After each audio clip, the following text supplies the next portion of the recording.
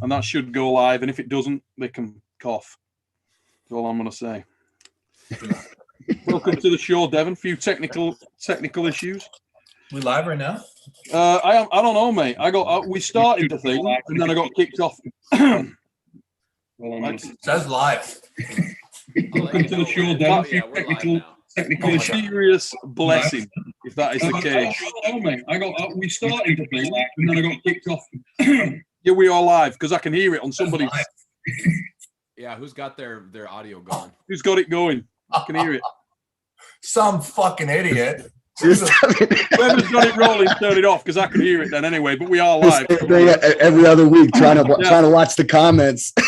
Well, listen, it would have been this boring, right? If we'd have come on here for show 100, the Centennial special, mother fluffers. That's how we roll. This is it, 100 fixes in a row. Nice. So usually we're smooth, we're silk on a stick. Tonight, we got off to a terrible start. I got kicked off my own goddamn live stream. It's been a bad couple of days, lads. I'll start this episode with a true and harrowing story, which hopefully resonates with all of you. This is very serious, so I'm going to treat it as such. The throwback. Now then, hey, swear to God, this happened. I mean, I know Devon's been through some stuff in his life. Man was a professional soldier, been shot at, but I don't know he's ever experienced anything quite this bad. So last night, right, I'm doing Giants Live Europe Strongest Man. It had gone quite well. I'd had COVID all week. I felt horrific. I mean, Uncle John bad. Didn't bleed out my eyes, but I wasn't good, all right? So, do the show. Coughed a few times backstage, but I get through it. In fact, I coughed one time. I coughed so hard I sucked my pants up my own ass. But I got through the show, and I get back to the hotel. We've had a few. I've been drinking water like it's going out of fashion, like you do, Devon. Just carrying water around with me, hammering. I can hear you. Water. Just smashing water all night. So the downside of doing that, obviously, you need to go to the bathroom now and again. So I get in bed. I've been in there a few minutes, and all of a sudden, I need a piss. So I'm like, oh, this is great timing. Anyway, my little boy's there with me. So I don't want to wake him up. I'm like a good dad. I decides what I'm going to do. I'm going to make my way to the bathroom in the dark. And I get up. I'm with vigor. I approach the bathroom, guys. I don't hesitate for not a goddamn second. I'm off. And I set off across the bedroom, and there's like a really large ornamental chair that's like really designed, like one of these, superbly designed chairs, but it's got big, thick cast iron friggin' legs that come down, and they go out past the seat by like 2 foot. And I set off full tilt for a piss. Fucking rack into the leg of this thing. I hit it so hard, the friggin' chair vibrated. The whole chair was like, I can hear it, you know what I mean? Oh, I was on the floor, and I was praying in some speaking in tongues stuff. You know, when you let on your back, I've no idea what I said, but I said stuff that like demons could understand. Hit the back, and I walked on my ass and my shoulders into the bathroom. Oh my God, I was sweating with pain. I looked down at my toe. The thing is like that. It's at an angle, like at a serious angle. Smashed the piss out of my toe. Laid on the toilet floor. Didn't care what had been on the toilet floor. Just there. Oh my God. I haven't had pain like that for quite a while, guys. Right up there. Did you reset the toe? Did you pop it back in? Yeah. Well, just tried to click it. Put me through the roof. And then I get back in, and my son's just woke up, and he goes, Dad, you all right? And I tried to man it off. I went, yeah, it's fine. Just go. Didn't want to wake him up. Like, it's okay, son. Trying to man it off. Like John Wayne used to do in the film, you know. It's okay. You go back to bed, son. Inside, I'm like, ah! I couldn't believe how much pain I was in. You got shot once, then, didn't you, in the hand? Whatever. That sounds way worse. What happened? I think it was bad also, mate. I mean, I might have died, guys. Apart from the fact that I eat Western Survivor, motherfluffers. Greatest beef jerky in the world. Right there. www.westernsurvivor.ca. If you do not buy this, there's something wrong with you. Hey, what's the longest you've ever taken a piss for, Neil? I think I'm going to go like 45, maybe even up to 50 seconds. Substantial piss. Have you ever tried to write bigger and bigger words in the Yes, snow? I have. I've What's done your that in sand and in snow, Devon. What's your best word? I think brick. Brick. Yeah, but I didn't get the. I was on my way to full brick, and I only got like 3/4 of the C, so I counted it, but it's not. I didn't get the K. Because I have a YouTube channel that keeps on getting demonetized. Okay. Yeah, it's called P words. Oh my god, I love it. Yeah, keeps getting to try and put it on like Rumbler and all this different stuff, but every time they don't want to see that shit. I don't know. I think it's cool. I hope it becomes an Olympic sport one day. I must admit, it's got huge potential. Why are we even talking about arm wrestling? Huh? Why are we talking about arm wrestling anyway? Because pissing words, I'm concerned. Right? What's your best word, Devon? I'm really basic. I normally pee the same words. I'm kind of a creature of habit. But one night, I did pee an extraordinarily long word, but I can't remember what it was. But it was a good word, though. It was a good word. I don't remember what it was. I'll have to find out. But anyways, whatever. Hey, Paul, you freaking kicked ass, buddy. That was thank you. Kick ass. Seriously. Thank you. I was so impressed. What a match. Who would you bet on, Devon? I think I was pretty publicly vocal saying I thought Paul was going to get killed. And that's no disrespect. I just think Ron Bath is such a stud. Yeah. Not that really impressive. Seriously. He's been arm wrestling like 50 fucking years. And and I think I have nightmares about. He's one of the people that is in my dreams that I like still struggle with. I'm like, I see Ron Bath and he's just so strong. I can do nothing with him. So when you did that with him, I'm like, damn, I'm like, it's good, really good. I wasn't expecting it either. I mean, I was just hoping to compete, so really good. Ecstatic to be able to have the result. Makes the match you over East versus West way cooler. Right. Yeah. There's no doubt about it, mate. It's one of those like coming of age moments, that, isn't it? You got to win over Ron Bath. It's a big one. Yeah. Yeah. Yep. Yeah, it really is. I mean, we saw it recently. I mean, his performance. And I don't want to sound like a dick saying, he's 60 years old, but at the end of the day, guys getting into that kind of war at 60, you wouldn't expect them to be able to do that. Zurab's like, what is he, 30, maybe early 30s or something. But getting into a screamer like that and matching a much younger guy every single step of the way. Yeah. Your hat can't come off far enough to the man, can it? For sure. He had to still be hurting from that too. I know he didn't have a whole lot of prep for a match. I think he was just hoping that the match itself was going to be so I mean that the situation sucked for him for sure. So, I thought you matched in there real good. I think that Hook is I thought you pulled him really well. I think, and I don't know if he can't. I agree with everything you said, but the way you pulled him, I don't know. I think you might do it again. I think. Would you want it again, Paul? I mean, that would be up to Ron. I don't go run around. I'm not going to run around and be like, hey, you're a legend. I want to pull you again. I wouldn't turn the match down. So I'd be interested to see if he's interested. That's something he wants to do. I definitely wouldn't to give him a better allowable to be 100% because I feel for his situation. Where does it rank in terms of your all? If you look at your career and you've had some impressive wins, where does that rank? Do you think that's your best win? That's the top. That's the biggest one for sure. And it was one I wasn't really expecting. I knew I was a heavy underdog. So when you go with the intent to win, but not necessarily the confidence, that you're going to, and you wind up, that sets it apart. I don't think any of the other wins that I had, I truly saw myself as that. So definitely the biggest one. What's your biggest win, Devon? What would you say in your head counts as your biggest win ever? Or at least that matters to you most? Well, those aren't the same. The matches that matter to me most aren't probably my biggest wins.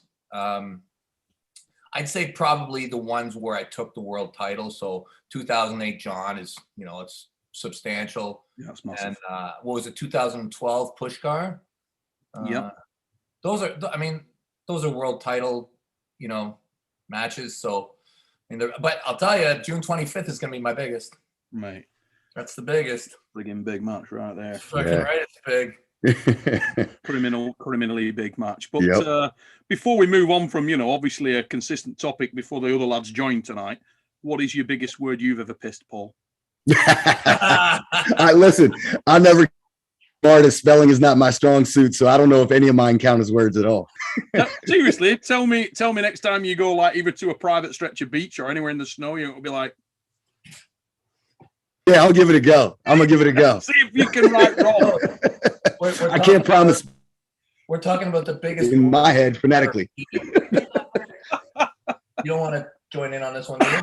That's got so much legs. What's Jody saying? She doesn't want to talk to us. Oh, tell you what, I used to think she was a contender. So we got a super chat in for you, mate. This is for Devon from Travis Baginashvili. He's put, Devon said in 2008, John told Neil that he was ready for the match, but John himself recently denied that. Can you two elaborate on what happened? Oh. Buzzkill. Okay, listen, I'm just going to say I have a terrible memory. I don't remember anything anymore. Nothing. I remember nothing. I only see forwards.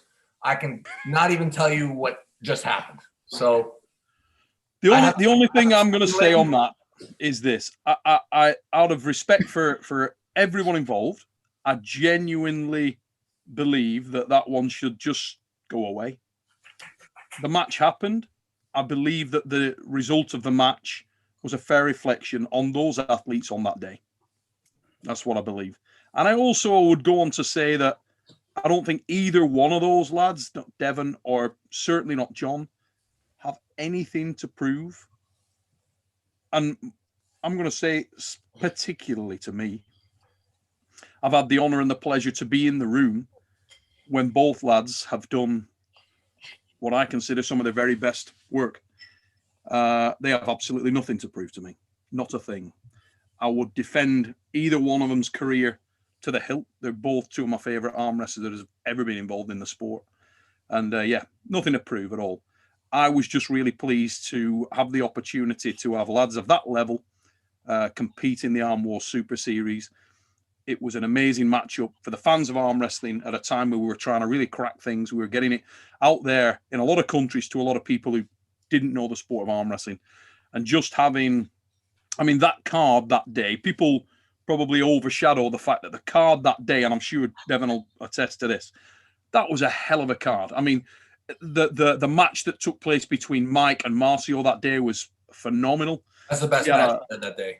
It was a great. I thought the other one that was mega. Do you remember the match between Peter Sherber and Stuart Hall that was just before that? There were two back-to-back phenomenal matches. Absolutely stupid. Hey Ryan. Think of Ryan's lighting. He's so professional. Oh my gosh. He is the most professional arm wrestling YouTuber that has ever lived. Go on, lads. That you've upped your game, Ryan. That's for sure. The neon signs giving you a new thing. I think you saw what John had done with that and thought, you know what, I'm on some of that. I'm on it. Hey, some of us are pioneers. Some of us just hang on coattails, right? My longest P word is professionalism. By the way. Yeah, I'm just piss professionalism. Yeah, John. We never actually. You got. It snows often where you are. Yeah. You must have done this. Ambidextrous. We're all again something else I can't spell. I couldn't even try that one. Yeah. Honestly, 100 shows in, and I'm not sure we've ever seen as much bullshit talked on this show, apart from when we had RVJ and Ryan, both geniuses. Outside of that, that was pretty good though. That was pretty good when you were both, and your dad. In like 10 minutes, we were all at Einstein level. That was amazing. We're all like 155 IQ guys, right? Yeah, we never got to have the IQ off. So impressive. So talking impressive. over the top of each other makes it a lot of fun. I thought that was one of the best moments in the history of the fit, and we're going to get onto that tonight. RVJ has got to be the most unproductive super genius that's ever lived. Mate, I want Rob to come on tonight. It'd be amazing. It's always amazing with Rob. I love him. I love him. We've just had a super chat. Oh my God, Sean Brophy, legendary. Sean Brophy, mate. Thank you so much for that. Thank you for sending over that super chat. Super kind, mate, and really, really assist the channel. Thanks very much. Can't thank you enough. He's just put congratulations on 100 episodes. Yeah, we're. It's a big night for us tonight. I'm hoping Rolly Ray is coming in soon. We'll get Ray on here, and we've got a couple of other special guests planned. Oh, yeah, I'm gonna have a fight with Ray when he comes on. You got some stuff going down. Oh, I can't wait. He's gonna get your drunk ass on here, Ray. Come on here, son. And we got a super chat from Gain Garnham, which is Kane Garnham, and that is a great name, Kane Garnham. What a good name. Anybody know Kane Garnham? No. New guy, brilliant. But I'm pretty sure Neil promised to do a shot every time someone says strong. Let's see if he's a man of his word. Well, I will do a shot, mate, but the only thing I've got with me right now is iced tea. I'm getting into iced tea. It's probably bad for you. Might be that's why I have back tits. I'm not sure. But also, if you're pissing in the snow, it's going to make it easier to spot. I bet you, Neil, you could piss Arm Wars. I'm going to go for that. You should just start pissing Arm Wars. Work your way. Do it every day, mate. I'm just gonna go for it in the morning when I wake up with like racehorse piss lined up. Neil, that would be the greatest outro ever. I'm gonna go for it. I'm gonna go for it, right? And I will full on send you the video. Neil's gonna be training by gallon of water and holding it as long as possible. Put it everywhere. Seriously, I'll do it. I'll tell you what we'll do, right? Because this is 100th episode, which is like an episode, but more thoughtier. Right, Mike Tyson in the chat. Yeah. Oh my God! Don't start me on that. I've got a joke about Mike Tyson. Can't tell you. Remind me after. So yeah, I because it's 100 episode, I will do. You know how you do like water fasts, where you don't eat, right? Because a mate of mine told me that he did a 3-day water fast, and he said he never pissed. He said it was like the best. If you want to be a championship pisser, that's the route to do it. So I'll do a 3-day fast. Drink about a gallon of water a day. Going for Arm Wars. Hey, Jody is on day 14. Shut the frig. She hasn't eaten anything in 14 days. How is that even possible? She's gonna do 21. Yeah, human body can make it close to 40 days without food. Oh, easy. Yeah. And you don't die. She's freaking burning around the house like crazy. Yeah. That's incredible. 14 days, no food. That's a lot of people swear by fasting. A lot of people for energy boosts and all kinds of stuff. I have no idea you could go that long. And not like actually. Neil, you could do like 5 years, buddy. I probably could. Yeah. I mean, if the thing where you're living off your fat. Yeah, you could go all the way down to the one. You could set up an Engin Terzi match. Both both go. Yeah. Yeah. Like at 75 kilos. 75 kilo. Fast for like 100 days and just go in there. Yeah. Super charged up. Just like totally biblical fasting. Yeah. That's not a bad idea. We could do like a biblical fast match. Yes. After Ramadan, right? That's it's Ramadan right now, right? At the end of 40 days. We got, I mean, I may die after 40 days. I'm not going to lie. May die. But what's the perceived benefits of the fasting for those of you that are actually educated in this? Is it weight loss thing? Is it, or what is it? The weight loss is kind of secondary. I should really, you know what? Jody's going to do a big thing on her YouTube channel, but one of the main reasons you do it is something called autophagy. I like to call it autophagy. Pissed out. Yeah, you know what that is? It's where basically, like, you know, you got a lot of crap cells in your body. Okay, and, I do know that. Yeah. Yeah. So basically, the body just gets rid of all. It's like you got a cupboard, and it's filled with like 50% shit that's been there for like 3 years, and you're never going to use it. And then it just cleans out everything, and you got like a new house. Right. Works way better. Yeah. Right. Stem cell release. It's good for like massive growth hormone release. You heal way better. Inflammation, reset. But you're not going to see me do it anytime soon. No, you're going the other way. But how much weight would you lose if you did? How much weight has Jodie lost? She right away she dropped like, I think. Hey, Joe, do you want to talk to them? Hey, here's the expert. Okay, Jodie. How much weight have you lost on this 21-day fast thing? Well, I mean, it's not real weight. You have to remember that. It's like some of it will be eventually, but it's like a lot of water weight and stuff in the beginning. But as of today, which is day 14, I think I'm down about 18 pounds. Jesus Christ. But it's not like, but the big benefits are less than the actual fast. Autophagy, right? Autophagy, which he loves to say autophagy. Autophagy, I thought it was. Yeah, but essentially when your body stops using glucose as its source, first you enter ketosis, which is, you know, keto diet, all that great stuff. And your body uses everything else. It's incredible. Like people do dry fast where they don't even drink water. And from molecules in the air mixed with your fat, you create your own water. That's further than I'm willing to go. I'm constantly drinking. I thought you died if you didn't drink in about 5 days, like legitimately. It's insane. Do the research. People do it. And I believe them. At first, I didn't believe them, but I now do believe them because it's incredible the power of fasting. And how go ahead. is it mentally and like spiritually are like, because I know a lot of people do it for that aspect too.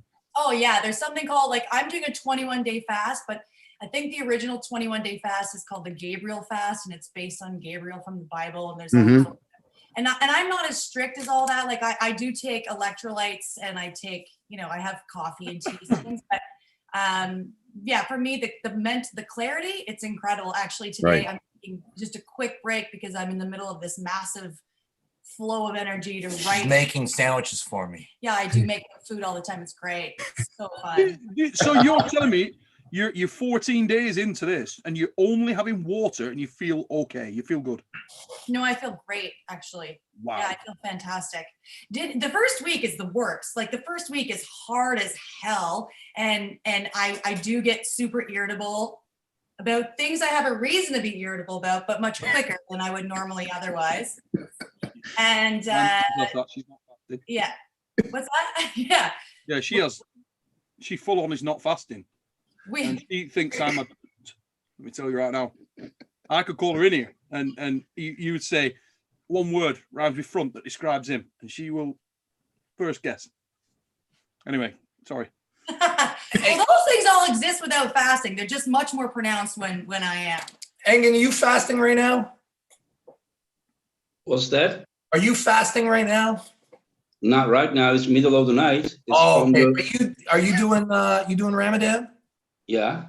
So that means you guys fast during when the sun's up, right? Yeah, about like from 5 a.m. to 7:30 p.m. But you're allowed to eat during Ramadan after that time. In the summer, it's from like 3 a.m.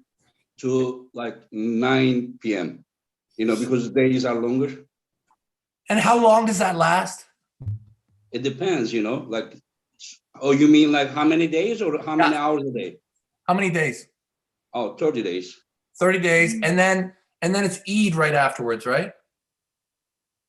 No, I mean, what do you mean? Like we does it go Ramadan? We eat from sunset to sunrise. Right. Right. Yeah. But when you would eat normally at night.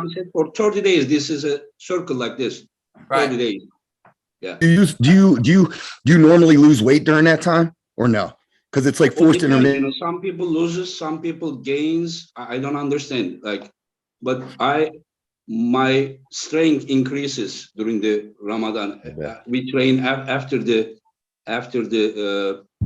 like 2-3 hours after breaking the fast.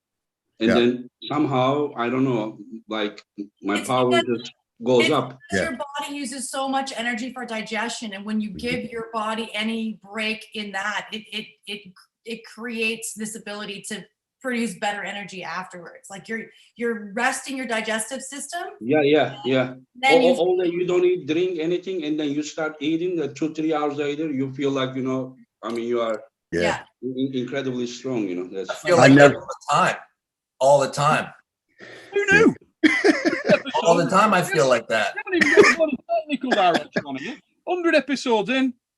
Yeah, I mean, if I would eat 100 pancakes a day, I would feel same as well. Engin, I'm telling you, you should come over and I'll take care of you. Engin. Come No on. thoughts on Engin. Yeah. Hey, I have 1 second, Neil. I have a question for Devon. Okay. Are you gonna pull Lavon with the new No. rules or the old rules? No. Okay, No. so why was all that drama that you did it then if you are not gonna pull What? him with the? What are you talking about? What are you trying to say? Are you trying Let to him be finish his question. How long were we in the show? Yeah, she has been nice to me because I'm also fasting. Yes. what are you Exactly. talking? Engin, what are you trying to are you doing this whole John Brzenk thing all over again? What are you talking about? I'm just saying that are you gonna pull with the new rules or the old rules? I'm gonna pull with the rules that I signed my contract under. Okay, but did you did you agree with the core sports about it? What, that's my contract? No, because they said that they changed the rules from now on. They just changed the rules for King of the Table 3. Both Lavon Okay, and so Devon that's not a agreed to permanent hold one. their So contract. every competition they will have different rules. Okay, I understand. I don't want to make any statements for King of the Table. I'm not making any statements whatsoever on what their policies are or what their rule system will be. I will tell you that I have a contract and it will look like King of Table 1 and 2. Okay, I understand. No, Engin. So why were you offended when I asked this question? Like what John Brzezinski? Oh, dang. Okay, this is where I leave. Have fun, guys. I gotta go right. I know the way you like to paint pictures and the way you like to try and demonize me and make the WAF the beast so cool and powerful. And you just want to see fouls and slips and you know what the coolest thing is when you guys are in a ref strip and they foul out and we don't get to see it. I love it. I get so, and that's what you want for the future of arm wrestling. And I don't want any of it, Engin. I don't want any of that. Paranoid. Take your medicine, you will be okay. Now then, Engin, you yourself and Michael have joined quite late in the show. Michael had a live. Thanks everybody. If you've just been over on the Monster live, I was on there myself while I was setting up and cocking things up. These guys probably don't appreciate the level that we've got to in this show so far. We've not even been on 30 minutes yet. And we've already talked about a number of things, including biblical fasts and who can piss the longest word. Now, Michael, you're a guy obviously with a lot of experience just generally in life. Can you ever say that you have pissed a word on either sand or snow? Who hasn't? I knew you would. What is your best word, Michael? And I'm trying to get my do not disturb on 1 second. Okay, mate. Engin. I think I spelled. Go on, Mike. Monster Michael Todd is a badass. I think I did. No, that. you did not, Michael. No, you did not. On day 18 of the fast. Engin, please. And I think I got like 3 exclamation points afterwards. It was pretty good. Have you ever pissed the word pronation, Engin? Have I ever pissed? Yeah. Pissing What? words. You know, like if you go out and you just piss a word and then you're like, it's good work. Ever done that? No? I didn't understand what you were saying. Like, do you pee a word like in the snow or on the sand or on the road? While walking? Sure. No, Walking. usually. That adds another level. If you can do it while walking, You can do it. it's over. You can do it. No, I just like normal pee, you know. You're truly an all-time great. I just want to know, do you pee while walking though? Is that a regular? It's a Hey, hell of did a you see that deadlift girl who peed? No. That could be a thing in arm wrestling. That could be a thing. Just Hey, Ryan, you want a viral video? Viral video, man. I don't know. That's You were it. Pressure so hard it made you piss. Yeah, just go like get in that deep hook, and that's it. It just puddles. Now we gotta rake a super chats to just knock over a minute, and then we're going to have to actually get into some arm wrestling. Oh my god. We'll be losing people. So we got N Will 80kg. Thanks for your super chat, mate. He's put Group of Legends. Thanks for your support. Really appreciate that, mate. Casey Allen. Thank you for some of these are going to be bad as well, guys, I'm sure. Casey Allen. Thank you for your super chat. He's put, hey Neil, big fan here. Congrats on the 100th show. I'm starting to climb into open classes, training with Cody Merritt. Pretty good, solid arm, particularly left, mate. Determined to reach the top. Hope to meet you in person one day. Find me at CaseyAllenArmWrestling.com and tell the elites I'm coming. Well, we got quite a few of them on here, mate. And it's great to hear that you're progressing through the sport. Very best of luck with that. Devon's Classy Finger. Thanks for your super chat. But let's go. Hi to all you guys. Thanks, mate. Good to see you tuning in. Really nice, actually. All the arm wrestling channels. You see so many of these consistent faces coming on. It's friggin' awesome, you know. You can say what you want about what happened in the COVID era, but arm wrestling's changed. The whole game has changed, and it's fantastic to see you guys coming in regularly and supporting us. Whiskey Clone 97. He's put, curious who the crew has picked to win the inevitable match between Devon and Hermes. Congratulations on one. I'm never gonna pull that guy. I'm never gonna do it. Swerve his ass. Just gonna keep on ducking him. That will go off. You know that's going to go viral. That'll be on there. I'm just gonna keep ducking him, duck him, and duck him, and duck him until we got, like the perfect time. Mate, you get it'd be like a woodpecker after your next match. You watch. So, Abdul Rahman Kalbi, he's put, hello Neil, congrats on 100 episodes. Question to the legend Devon Larratt. What does he have planned for the future after the Lavon match? Well, you guys all know what Cosmic Punch is, right? Yep. Go out and you harvest the energy from people. And I feel like it's been a while since I've really gotten out and touched a ton of people. And there's a lot of places that I haven't gotten to go at all. And life isn't, I mean, geez, I'm 46, you know? I want to be sure before I die, I go everywhere. Mm-hmm. So I'd like to, I still have not gone to Russia. I have not arm wrestled in Africa. I have not done enough in South America. I'd like to spend a longer period of touring. Yeah, that's what I'd like. Just to be fun. I just think I just enjoy it, and I really feel like there's so much potential in Africa. Oh my God! Like, did you guys see Khaled? Did you see Khaled? Like, man. I'm telling you, and he's always like, I've got 3 brothers that are bigger than me, and I believe him. I believe him. You know? I mean, last night, right? We were Europe's Strongest Man, and obviously there we had guest lifters in the World Log Press Championships, and Bibi checks on him. The man is inhumanly big. I've seen a lot of big men. That man is ridiculously wide. I've never seen a man that wide in my life. Last night, you could have shown a driving movie on his back. He was colossal. Over 200 kilos in weight, just looked huge. There's so much untapped potential out there, as you say. I mean, you've talked about Mark Felix and various guys who've got ridiculous tools for this game. Who knows what we'll find? Bibby came into our club, into the Ottawa High Hookers, when we were a strong club, and he beat everybody with no training.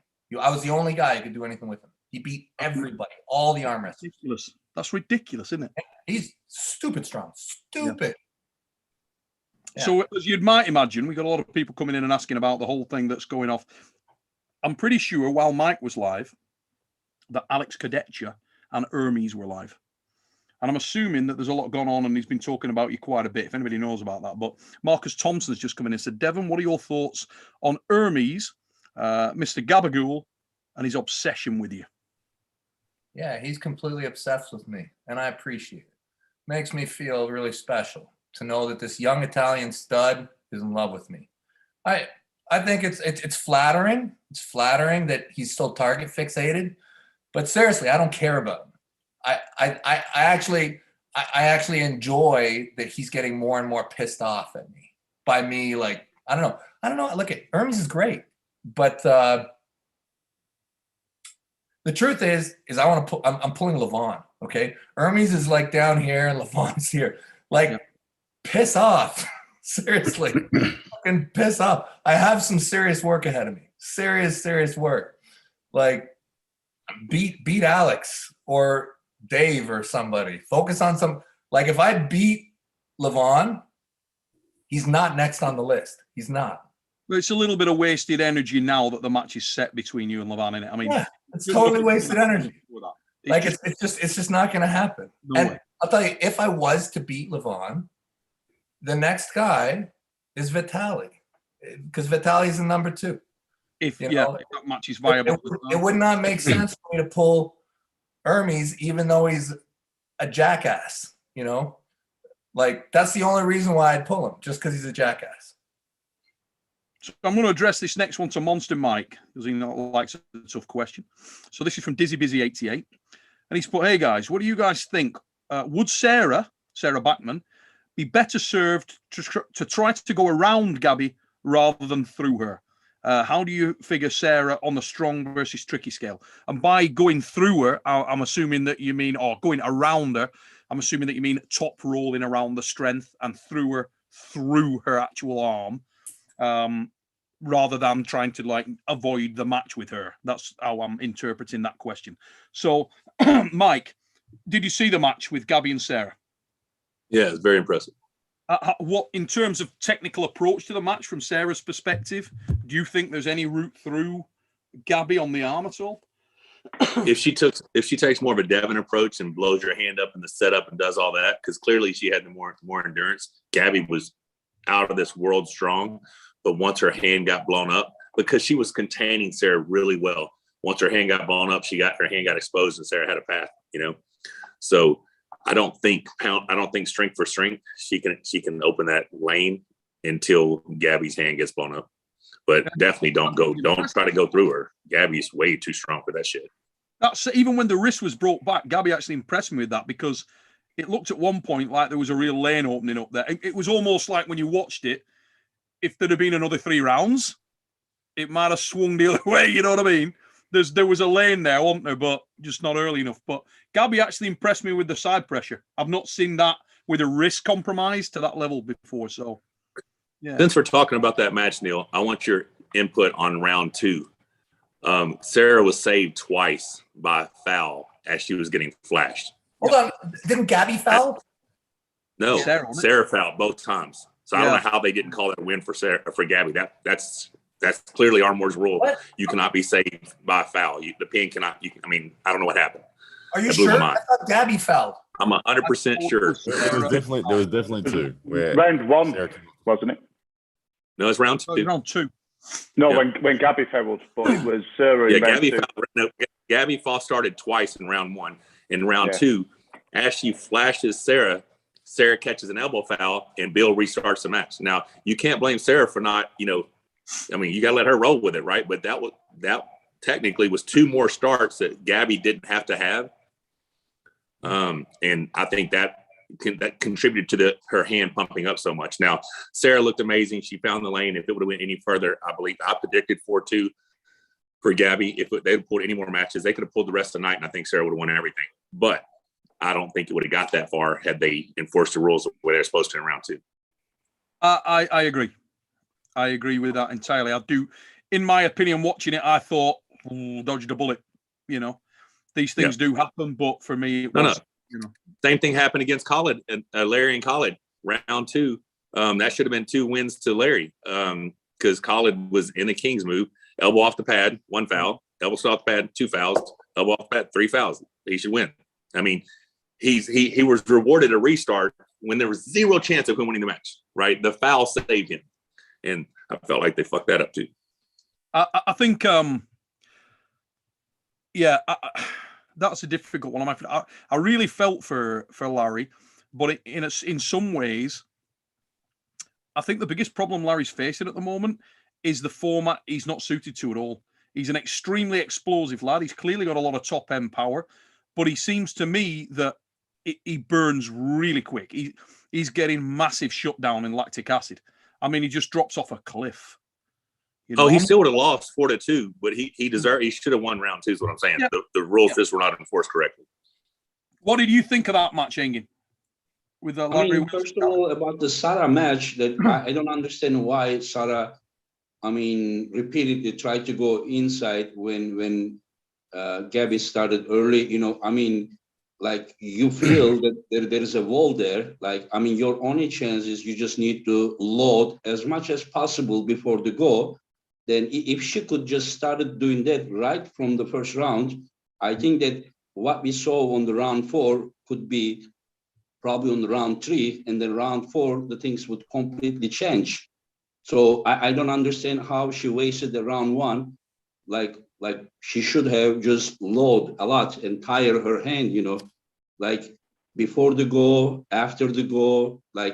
If she did that 2 early starts while they're loading, and then third start, it will be like almost 3 rounds of match, And she was too late. She just wasted round 1 with the inside try, So I personally don't think. What's that? I personally don't think she expected Gabby's hand to blow up that bad, right? So I you're right, understand, 100%. But what she found out, even early start or something. Listen, even early start or something, like you saw that it was nowhere to match that side pressure. She just jumps, and the round 3 she even waited like this. Like she should have already felt that, before the go. And if I watched their match from the WAL, even when she won in strap, Gabby, I saw even she was injured. Gabby's wrist was like this, bent back. So you can see that there is a hole there, that's what she should target. And then all she needed to do is just a little bit more risk her. Even on round 4, when she top roll, she just wanted to go pure side pressure instead of just constant wrist pressure to turn that pronator of Gabby, because Gabby lost the wrist, but she still had the pronator. Her arm was not going anywhere. That's why Sarah's elbow was jumping every time she tried to hit, because she didn't have the control over the pronator. So the disconnection here was still solid. That she only lost, but you can see that how Gabby was happy when the finally third foul was given to Sarah, because she was also so exhausted. I think that, but I realized one thing, even after top rolling, Sarah was not going anywhere, That's why her elbow was jumping up. Second part of Dizzy Busy's question, guys, and Mike, do you want to take this on, mate? In terms of the universally recognized scale for arm wrestling excellence, the tricky bastard versus strong bastard scale. Where exactly do you put Sarah Bachman? Do you think she's more strong, more tricky, more technician, more power? I think she's extremely technical. I think on the normal scale of strength, she's at the very top. It's just Gabby has her own scale. Yeah. I mean, it's so funny that people who don't realize how strong Gabby is underrate how strong Gabby is. I'm not going to say any names, but I've had some Americans say, oh, she wouldn't even place at the Worlds in her weight class. She wouldn't win a match. She'd be in the men's class. I'm like, have you lost your mind? She might be the best arm wrestler in America, South America, North America, at her weight, male or female. She's an animal. I mean, until you grab a hold of that woman, you don't know how strong she is. Yeah, she's extremely powerful. I mean, Sarah's had success against decent level men, there or thereabouts in her weight class. And Sarah's obviously a girl who is very complete. If you chart back Sarah's career, you'll see Sarah in any and all positions at the table with a degree of comfort. She's not really concerned about going anywhere. She's proficient everywhere. She knows how to pull, and she knows her way through arm wrestling matches. But Gabby is tried and tested, battle tested against the most vigorous of competition. She's been to the WAF so many times, pulled girls from all over the world, girls with differing styles, different sizes. I mean, she's not the most genetically gifted in terms of the leverage. When you meet Gabby, she's got a pretty small hand, short forearm, and yet she managed to shut people down who should have a great chance against her. But she's proficient at what she does, really proficient. So Neil, that's good. did you see her grip over Sarah? The fingers. I mean, like small hand, but she was just covering Sarah's hand, like I mean, round one. Did you realize that? How? To be fair, I watched it on the mobile phone, so Yeah. I would say that I didn't have the best. I didn't have it on a big screen. I was having to grab it after Europe's on my mobile, so it was just on the phone screen. I couldn't see great. I have a question for Michael. Michael, did you say that Gabi may be the best male and female in her weight class in North America? You said, or I misunderstood you? Oh, that's what I said. Yeah, I said You're maybe. joking, I don't right? know. I mean, I would like to see somebody at her weight at No. 176. I mean, if Sarah is exploding their hand, round three, like are you are joking? Opinions vary, young man. Corey Opinions Miller or vary. something, Come on, she needs, Mike. like, 2 hands. That's a ridiculous thing to say. You telling me like she's gonna beat Justin Bishop or somebody like that? Justin Bishop top 176. I mean, he can make Well, 176. Walking He pulled 176. 165 in WL forever. Great, awesome. If hell. I mean, If hell. my opinion. Come on. No, not that far. Not that far. Yeah. So let's knock over a couple more of these super chats, guys, and I'll try and direct them to we just had a message here from Rolly Ray. He's going to make it. I think he's actually still in Dubai, so it's probably about 3 o'clock in the morning. Just want to say a massive hello to the mighty Jason Statham. Just joined us in the bottom there. Evening, I James. just got through pissing auto faggy while running. Oh, you've just done it, have you? Running While back. running.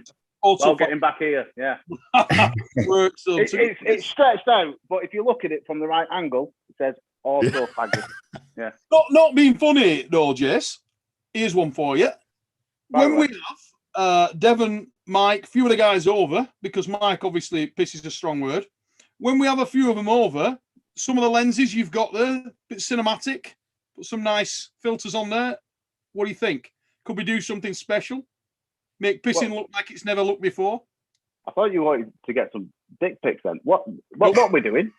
Yeah, cinematic piss is where we're going, really. Right, cinematic pics. Yeah, we can shoot that in 250 frames. It'll all be get the sun just at the right angle, get the glistening off it, slow motion. Nice. So remember that one you had at the beach, Neil? That'd be a perfect spot to do it. Unbelievable. Ideally from a cliff, because imagine, wind in the right direction, up high. Imagine the type of coverage you get. Yeah, but it'd be more like a spray. Mind boggles. Effect. No, that depends on the viscosity, Devon.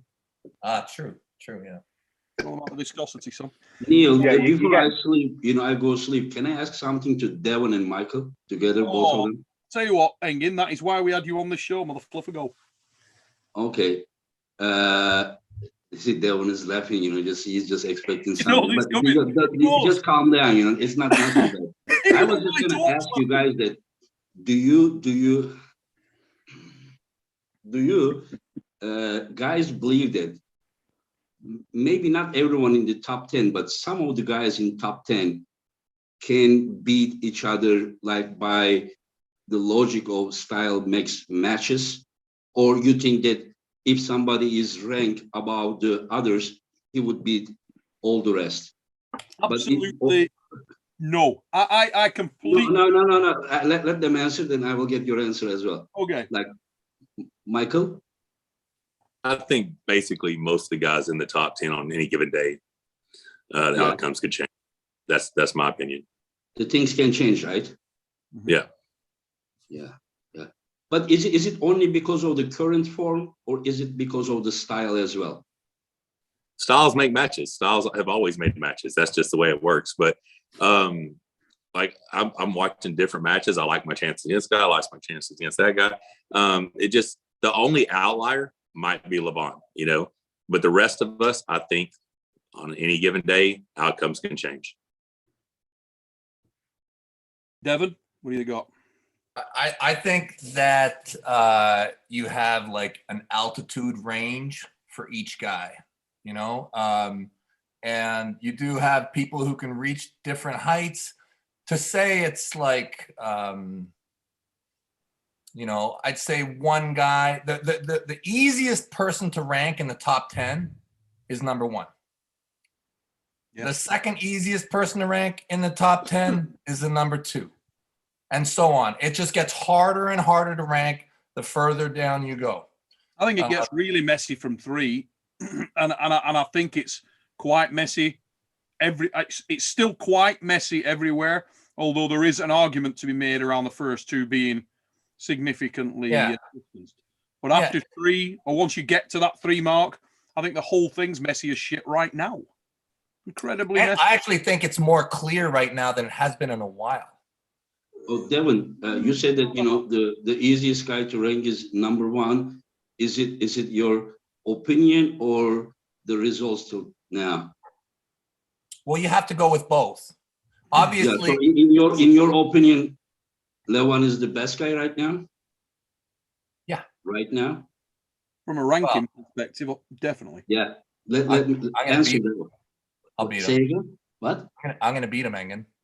Oh, okay. So probably it's not the easiest one to rank in your heart. No, but in all seriousness, because of results, I would say, so there is gray area between the best. The interesting thing about the number 1 position at the moment, when you come to results and not opinion, there actually has not been a clear confrontation between the presumed number 1 from North America and the presumed number 1 from the East in quite some time.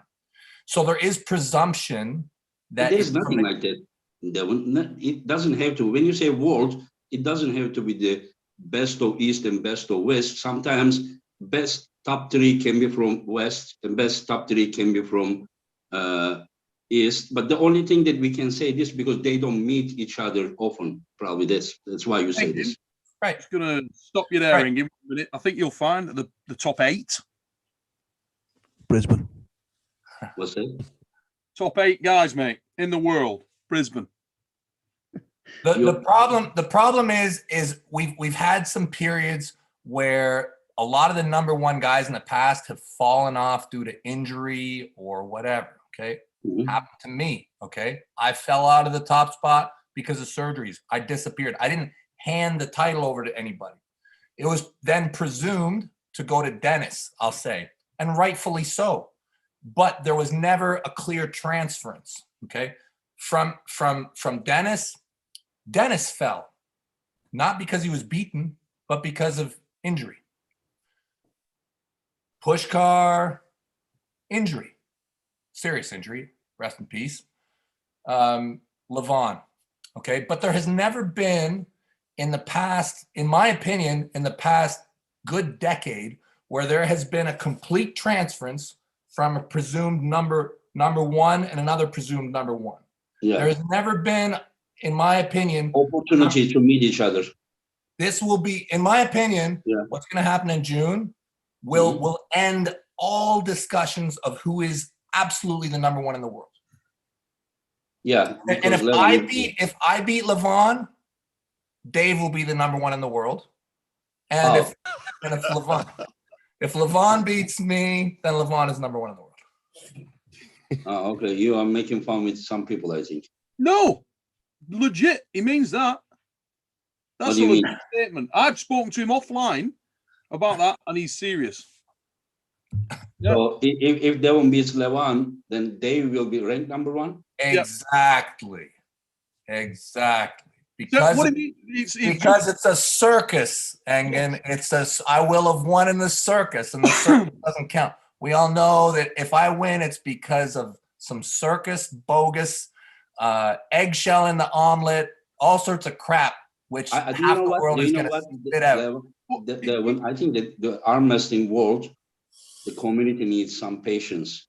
I mean, I think we all should just be a little bit, patient, quiet, and just wait for the June. And then that is why I'm doing East versus West as well, because a lot of talk, just let's stop talking. Let's do the job. That's a great idea for promotion, Engin. Let's all stop talking. Yeah, no. I don't need promotion. I love arm wrestling, seriously. Like I can put half of the matches that I said could still sell the same pay-per-view But when I see those guys are sitting, they don't have opportunity, they are riding, thinking, please set me a match too. I'm like, I need to set him. I need to set him. He can't sit at home. You understand? Like, I love it. This time, maybe I will lose money, because last time I said I'm gonna do some less, so I won't have the stress that losing money. This time, again, I went there, even I exceeded, because I'm just like, that's not my priority. So when you say like promotion, if you mean that, like, I'm like trying to. That's what I was insinuating, Engin. I was insinuating that you're the devil. Devil? Why? I think I said it very clearly. If you were What do you listening, mean? with every breath that I ever speak, this is what I'm saying. What do you mean? Why? I'm saying it's us versus you. You're the bad guy. Okay. Everything you do is out to get the West. We all know it over here.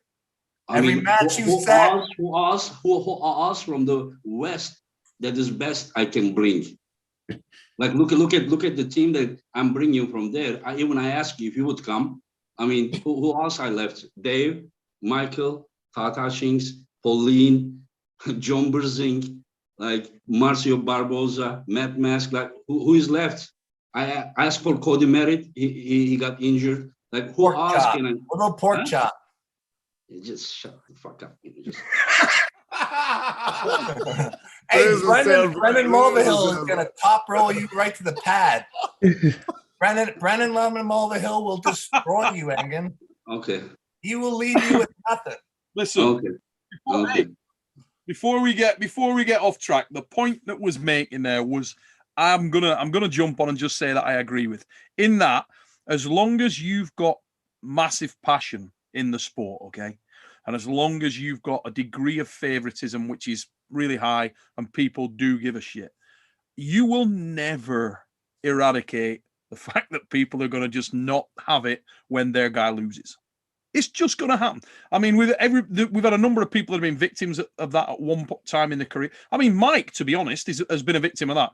When Mike first had his win against Dave, relatively in the WL, I'm talking about, when it was, let's be honest, at that time, for whatever reason, it was relatively easy. It wasn't a difficult win. He wasn't under pressure. Dave, who's as straight as the day is long, would have said, yeah, just not my day there. Couldn't get the win. He was all over me. But the amount of people that wouldn't recognize that as a real win because for whatever reason, or the pads were too long, or this, or that, or you're never going to get everybody on side with the decision. And it's kind of cool that you don't in some respects because it keeps the talk going.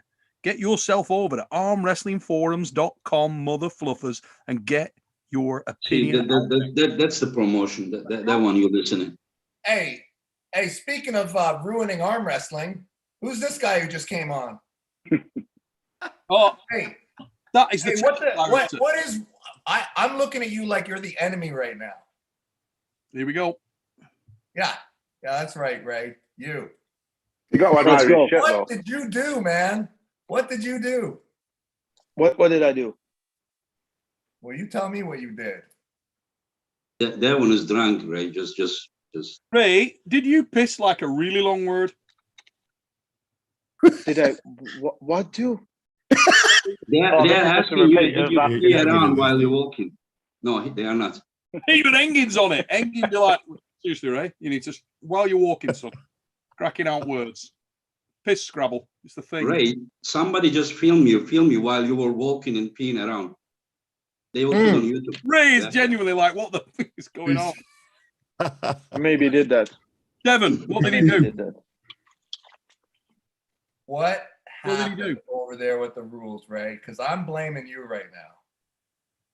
They made rules. Yeah. Yeah, I didn't change the rules. They changed, like when they did the rules meeting and everything else. That's when I heard about the rules as well. So it's not like I had any influence on it. I just learned about it. Learned about the grip, the set grip, and all those things that they changed. And well, who was the man that Pradeep referred to when Pradeep said he had a private conversation with someone from over there, but he couldn't say who, and it sounds like the rules are changing? Who was that? I don't know, but it wasn't me. I didn't talk with Pradeep at all. Why were the rules changed? So it can be fair. I don't know. You should ask whoever changed the rules. I'm thinking it was you. Rule You think change. it was me? You think it was me? You and your waff sneaky ways trying to get in and ruin the freaking sport. I could care absolutely less. I really could care What are you absolutely. talking about? You're calling them Devon rules. Yeah. Oh, because I know that that's the thing that's affecting you. I know that you would take it to heart. I know that you would get, you would talk about it just because I said the Devon rules. That's it. I'm pretty drunk. God, dude. It's arm effect. This is fix 100. Come on, dude. Fix 100, guys. Welcome, So you were Roman. not privy to any discussions about why the rules were changed. No. I think they just kind of, maybe feedback from some part of the public where they said like, why does it have to go to the strap? I really could care less. I personal opinion, I think arm wrestling should be everywhere. It shouldn't be just strap, no strap. It should be everything in between. But I could care less, absolutely. Like if I would pull and they would say they changed the rules, I better like the strap, but I don't care. That's something that really surprised me that nobody gave a shit. I was so shocked.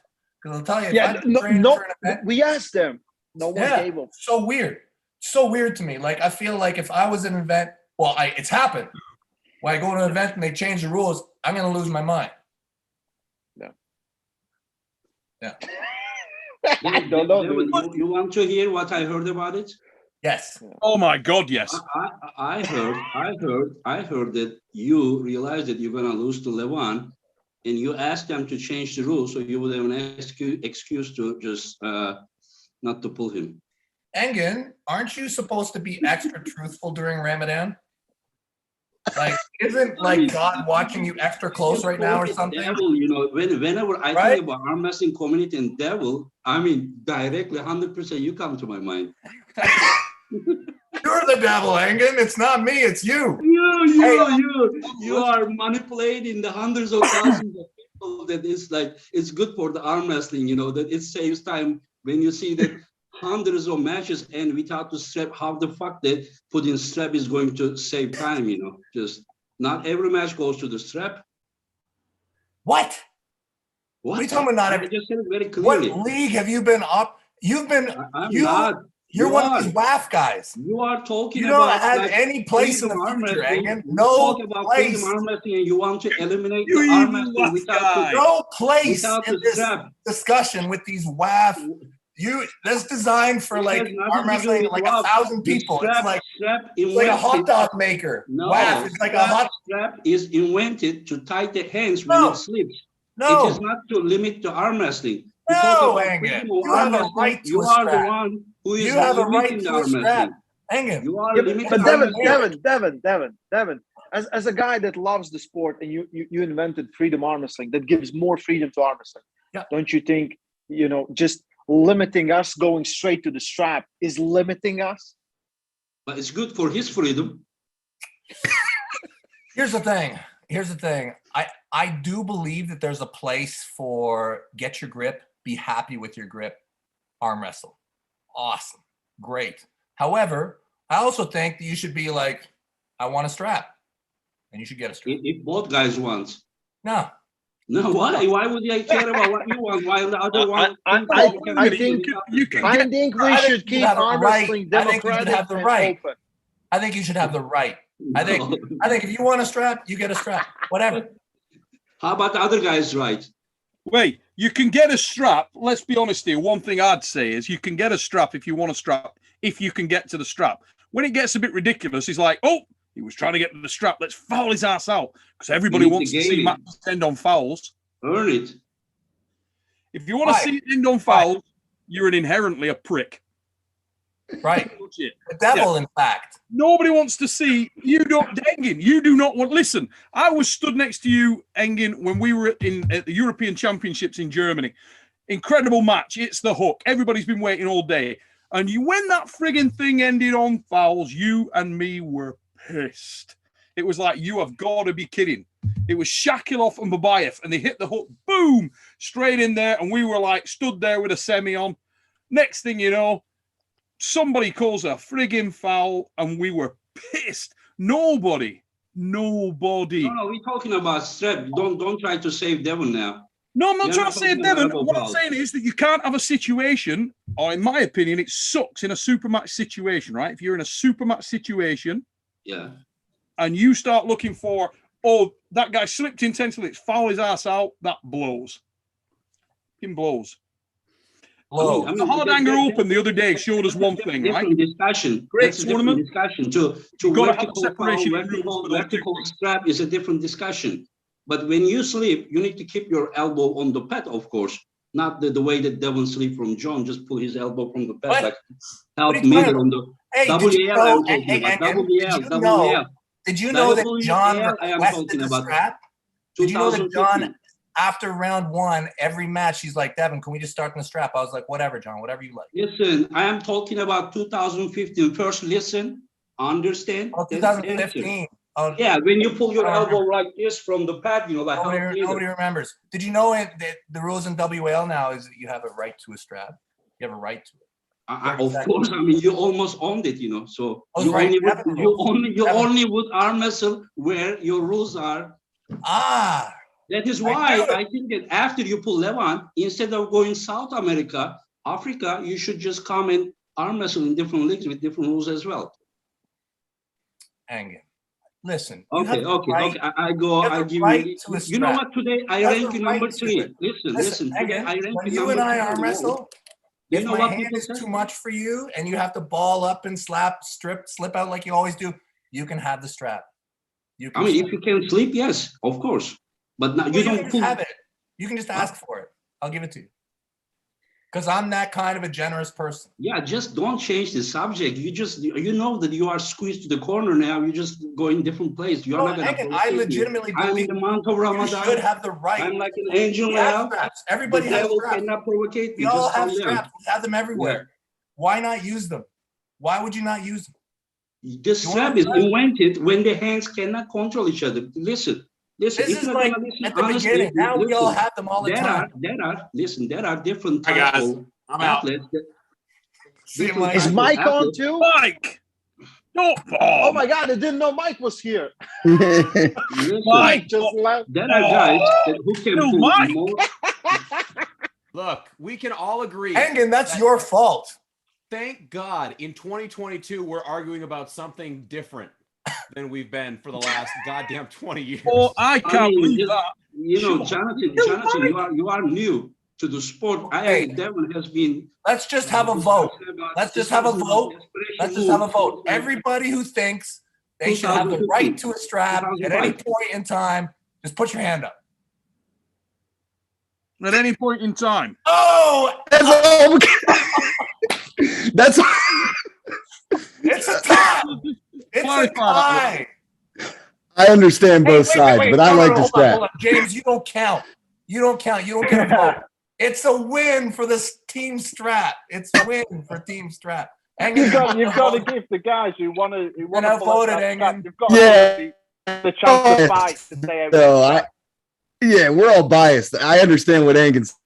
Just me personally, and I think Ryan's probably the same way. This is the beginning of the future. This is the beginning of the future, Engin. No, I can bring here Ivan Matushenko, Yanis Amorins, and some Bojidar Krasimir, and then you will see that all hands will be down when you ask the question. I got it, Engin. I'll do a YouTube poll, and that'll be the law at this point going forward. I think that you will side with Engin. Really? I do. I'm very interested to see it, though. I wonder if we can sway that vote somehow. I'll vote on it. I'll vote my same way. All in the wording. All right. Well, let it be so. How about this? We'll just say whatever the vote decides will be the rule in arm wrestling from this point forward. Can I just say, Ray came on the show. He didn't say a goddamn thing. He was verbally attacked, and it's got so much more fun since he did. Ray, every time you're drunk, good things happen. I know. I wouldn't say alcohol is the right choice. No. Yes, it is. We don't endorse it. But we killed Mike. Yeah, you killed Mike. He's going to see how big of a word he can spell right now. No joke. I hope Mike's gone away, pissed a word, comes back on, sends the video to Ray, and we get it up here. Hey, Neil, no lie. When I walked out the room just the last time, I went and peed in the driveway. But that's because that's the only word I'm confident spelling. You could have done. I still have no idea what you're talking about. You could have done Lynn versus Bath. Lynn versus Bath and P words would have been incredible. It would. Now, guys, so we don't lose these, I'm going to knock over a couple of super chats real quick. It might make us go to a friendlier place, a more harmonious place. I want to say, you all take care. Engin, we love you. You take care of yourself. I love you all, except the one. Put over there. Bye, Engin. You take care. See you later, mate. Oh, Jared Thale with a super chat, guys. He's bought King of the Table 3, and it never played, only to have everything spoiled by people online. Oh. Anyways, huge fan, guys. Devon, I'm hoping you gather enough energy from everyone in practice for the Battle of the Ages. So he's a Devon supporter. Mother fluffing house. A lot of love for you. Vote for the strap, guys. Vote for the strap on my YouTube poll. White Wolf with the super chat. He's put congrats, Neil, on the 100. Yeah, mate, we're really excited about it. We've even got Drunk Ray on. He's put fasting happens in the wild on a regular basis. Wolves are masters of fasting, only when they can't catch shit. And he's put check out the Master Cleanse uses maple syrup. Mate, I'm going to try a fast. I really am. After listening to that, I'm going to do a little bit of research on it. Oh, Marcus Thompson. Lovely man. Love Marcus, mate. Tell me when that shirt's arrived and send me some pics. That sounded dodgy. I said that out loud. Yeah, he's put Arm Wars #1. The Fix #1. Congratulations on show 100. We got all the Fix crew on here. Even the White Hawk is in the mother fluffing house. And this year, we'll have him over and let Jason Statham work his magic. King Dan, congratulations on the 100 show. Met Neil last night at Europe's Strongest Man. Did indeed. And got his shirt signed. That is true. It was great. Europe's Strongest Man, right there on the floor, front couple of rows, and we got arm wrestling fans. You got to love that. Signed a T-shirt. Lovely darts. King Dan, great to meet you, mate. Thank you very much, and I hope you enjoyed the show last night. Kevin Tamkai with a super chat. Thanks for that, mate. He's put, do you guys think you could train Khaled to be a WAF champion in 2 years if he was committed? John Thompson, go. Probably not. You got to want it. Not in the open weight category. Not in the open weight category. He's too Just heavy. a WAF champion at his weight. He can cut down to 110. What does he actually weigh, Ray? 115. Jesus Christ, he's bigger than I thought. But that was fully clothed. How big are you, Devon, now? 274 in the morning. Okay. I didn't think Callum was that big. Is the goal over 300? Yeah. Yeah. Or is the goal getting just crazy strong? I mean, listen, I'm eating everything. It's just like, it's really like, it's not that easy. It's like, you know, if I every time I have. Hey, Ray, get this. Proven Astrology fires in with a super chat just to kick it off again. Just as it calms down and Engin's off to bed, Michael's gone for a 20-minute piss.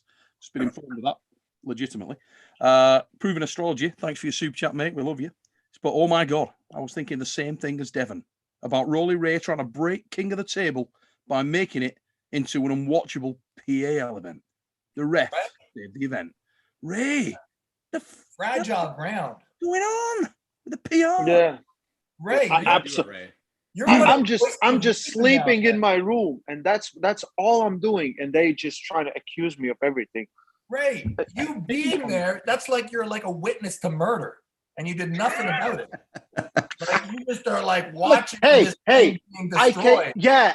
I came in when the murder was done. This is I saw you at the rules meeting. I saw you at the rules meeting. But I was just standing there. I wasn't even supposed to be in the video. Standing there. Bill was just like, "Come here." Was RVJ on FaceTime for that or something? I imagine he'd be happy right now too. Oh my God, Ryan's gone flying. If I was there, even as a bystander, I would have stood up for arm wrestling, and you let it be wounded mortally by these people. Boo, Devon, boo. It's You that, did like, that. boo. You did that. Ray, Boo, boo, Devon, boo. You let them hurt King of the Table. bloody Ryan that comes Just on to piss you off, I think the rules are great. I think I it makes knew more it. sense. I knew you did. I knew it from the start. Surprise, surprise. Unbelievable. Oh, Lee Meadows, mate. Lee Meadows with a super chat, and he's put cheer up, Mike. Mate, he's back. He's only back. He's got the word. Lee Meadows, time that. Look at that. Go on, Michael Todd. There we go. Oh, yeah, it's What was Michael your word? Todd. What was your What word? word did you get? I had 4 exclamation points this time. Hey, Mike. Listen, Mike. So did you miss the part where we're going to do a YouTube poll and we're going to decide the future of arm wrestling from this point forward? Let Mike answer this legit. Go on, Mike. Completely missed that. Right, go. Tell him. Okay, Mike, do you think that actually instead of having to earn the strap or what, you should just have the right to a strap? Get a strap anytime you want. Want a strap? You got a strap. I feel like you're both they should men. duct tape me and you together for a race to 1,000, and that be the whole show. Whatever show it is, duct tape, race to 1,000.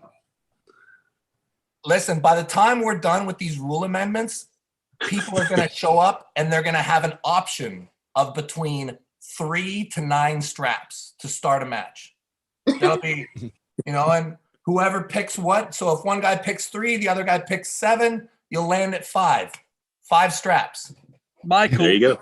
Michael is legitimately the only man that I've ever had in a super match, and the dude has literally looked at me seriously and said, "Have you got any duct tape?" like to try to get I meant that shit. Immediate rule amend where he said, "Have you got any duct tape that we can go out and tape us together?" I'm like, "Mike, can't do that." And he legitimately wants to tie them together with duct tape. So yeah, we knew where that was going. Everything maintenance with a super chat. He's put Lavon is Larry's buddy. Oh god, this has gone sinister. This is taking a right sinister turn. But Lavon is Larry's buddy. Do you think Larry changed the rules in Lavon's favor? The king of the table 4. Rules are already in the contract, guys. This is a no point. It's just going to be something for all the trolls to talk about and complain about. Those weak-minded people like Sap the Bee. You guys know about this guy? He is Sap the Bee, like that Muhammad Hassan, some David Sinclair, all these whiny Facebook types who aren't even real people, by the way. Well, they are. They just hide behind. They're not really real people. It's guys like this. It's guys like this that are the heroes of the movement. Otherwise, you got real people like Paul Lynn, like Blue Bowen, like John Thompson, stand-up people like me and Michael Todd. And then you got the shady waff types like Ray and all these faceless fake Facebook guys that nobody even knows. Guys like Sap the Bee. This is who you're listening to? Is this not a 1-for-1 vote? Sap the Bee is start matches with 5 straps. Right there. Clearly, Devon, you are wrong. Clearly, you are wrong. Clearly. I see through you, Ray. Engin's got his talons into you. Engin's whispered magical words to you at night, and you've heard them. It's terrible. Rebecca's got something real quick. Go for it.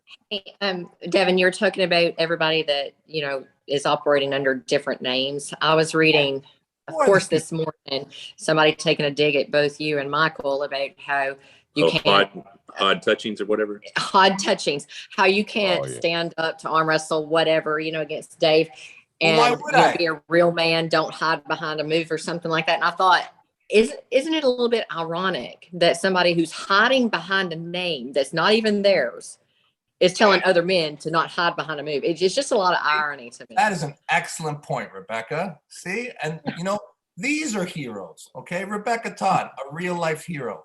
Okay, Ray. I feel like this is Take going. down all your fake profiles, Ray. Take them all down. Get off Reddit. I cannot do that. I cannot do that. I got my troll fans. Troll fans are running. We're trying to change arm wrestling for the good of the people. Whoa. Just stop. Look, stop. we've only got Show me the WAF highlight reel. Show it to me. We have only got one unbiased person on this show, right? Paul Lynn. Why do you think Paul Lynn is unbiased suddenly? Paul. I think Devon Larratt is the most unbiased person. God. Ray, we've talked about this. You're killing the fantasy. We're trying to. Paul might be a bastard. We're still trying to build him up as a good guy. Shut the fuck up, Ray. I know. Yeah. Paul, the good guy. Sorry, yeah. We've got Ryan, who's a complete bastard. We've got you, who's clearly now corrupt. We've got you used to be a clean guy. Yeah, used to be. So then until you started hanging with Engin. Fucking hell, Engin's come in. He's killed it. Now we've got more than ever. We got to build up Paul Lynn. Fucking Paul Lynn's our guy. So shut the fuck. Paul. Yes, I'm the only unbiased member of the entire call. Okay, apart from Rebecca, she's probably unbiased. Everybody else biased. What do you think on the whole? What rules with what promotion? Do you agree with do you think the WAF strict set of rules are conducive to super match arm wrestling? No, I mean, and I don't want to get too off the beaten path or anything, but I don't think they're conducive to anything. And that's probably going to sound really, really bad.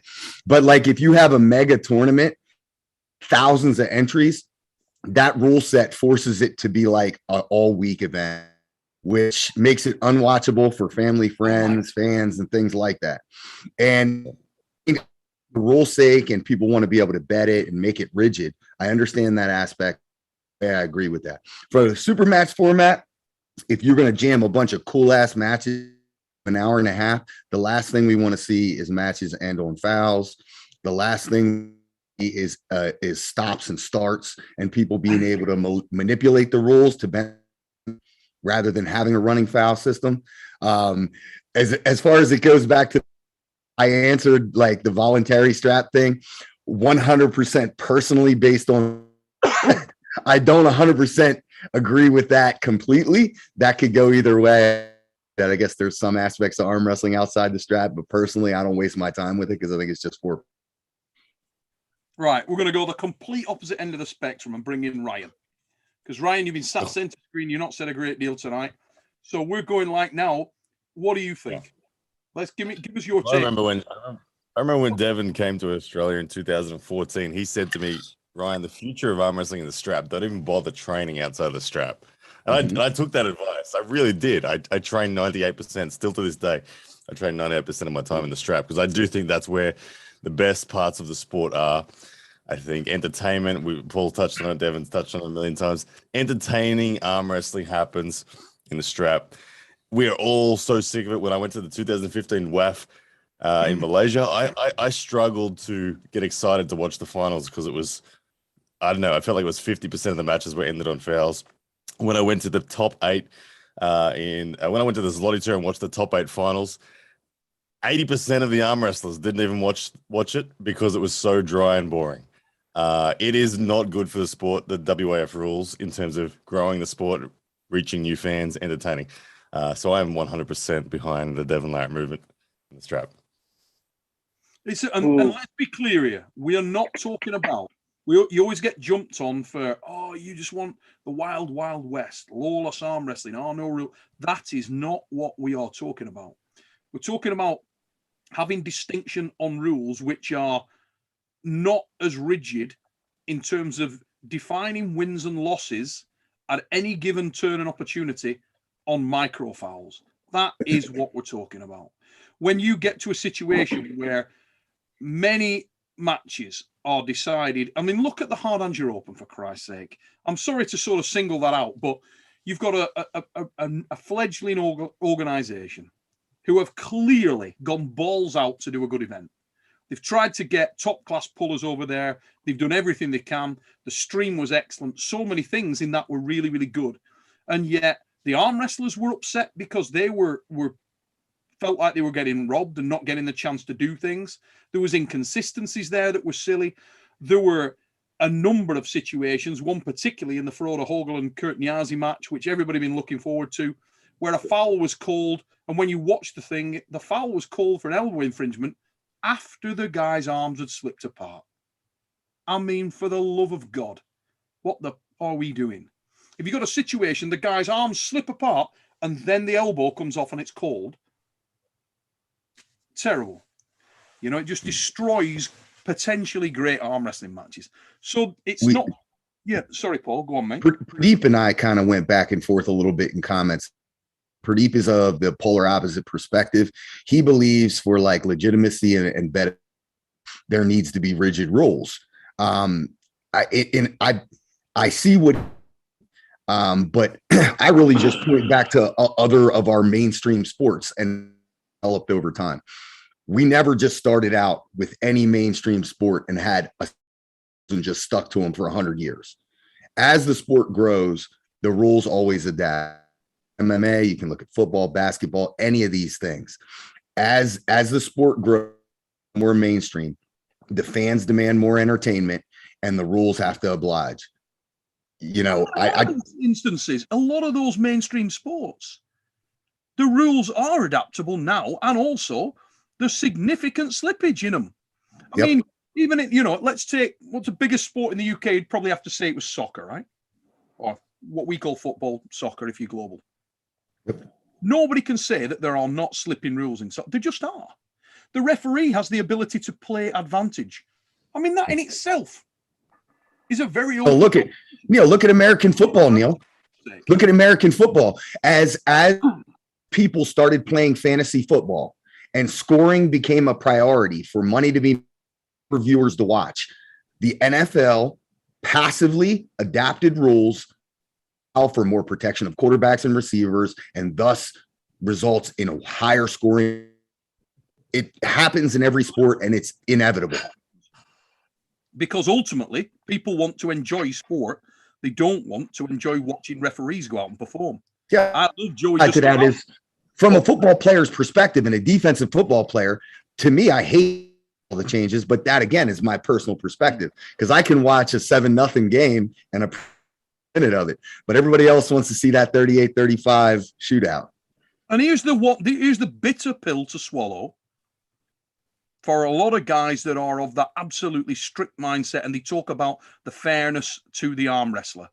And I'm going to just say this how it is. A lot of the guys that make those comments are ordinarily people who are not cut from the arm wrestling cloth or are of very limited, little or no experience. Those who are in the sport deeply make one consistent comment, and it is this: it's not necessarily the win and the loss that defines why you're in the sport. It's the match, it's the battle, it's the war, it's the combat. If you are not cut from that cloth and you do not know what you're talking about, shut the cup. Take a seat or get in there, do a little bit of it, and I swear you will understand.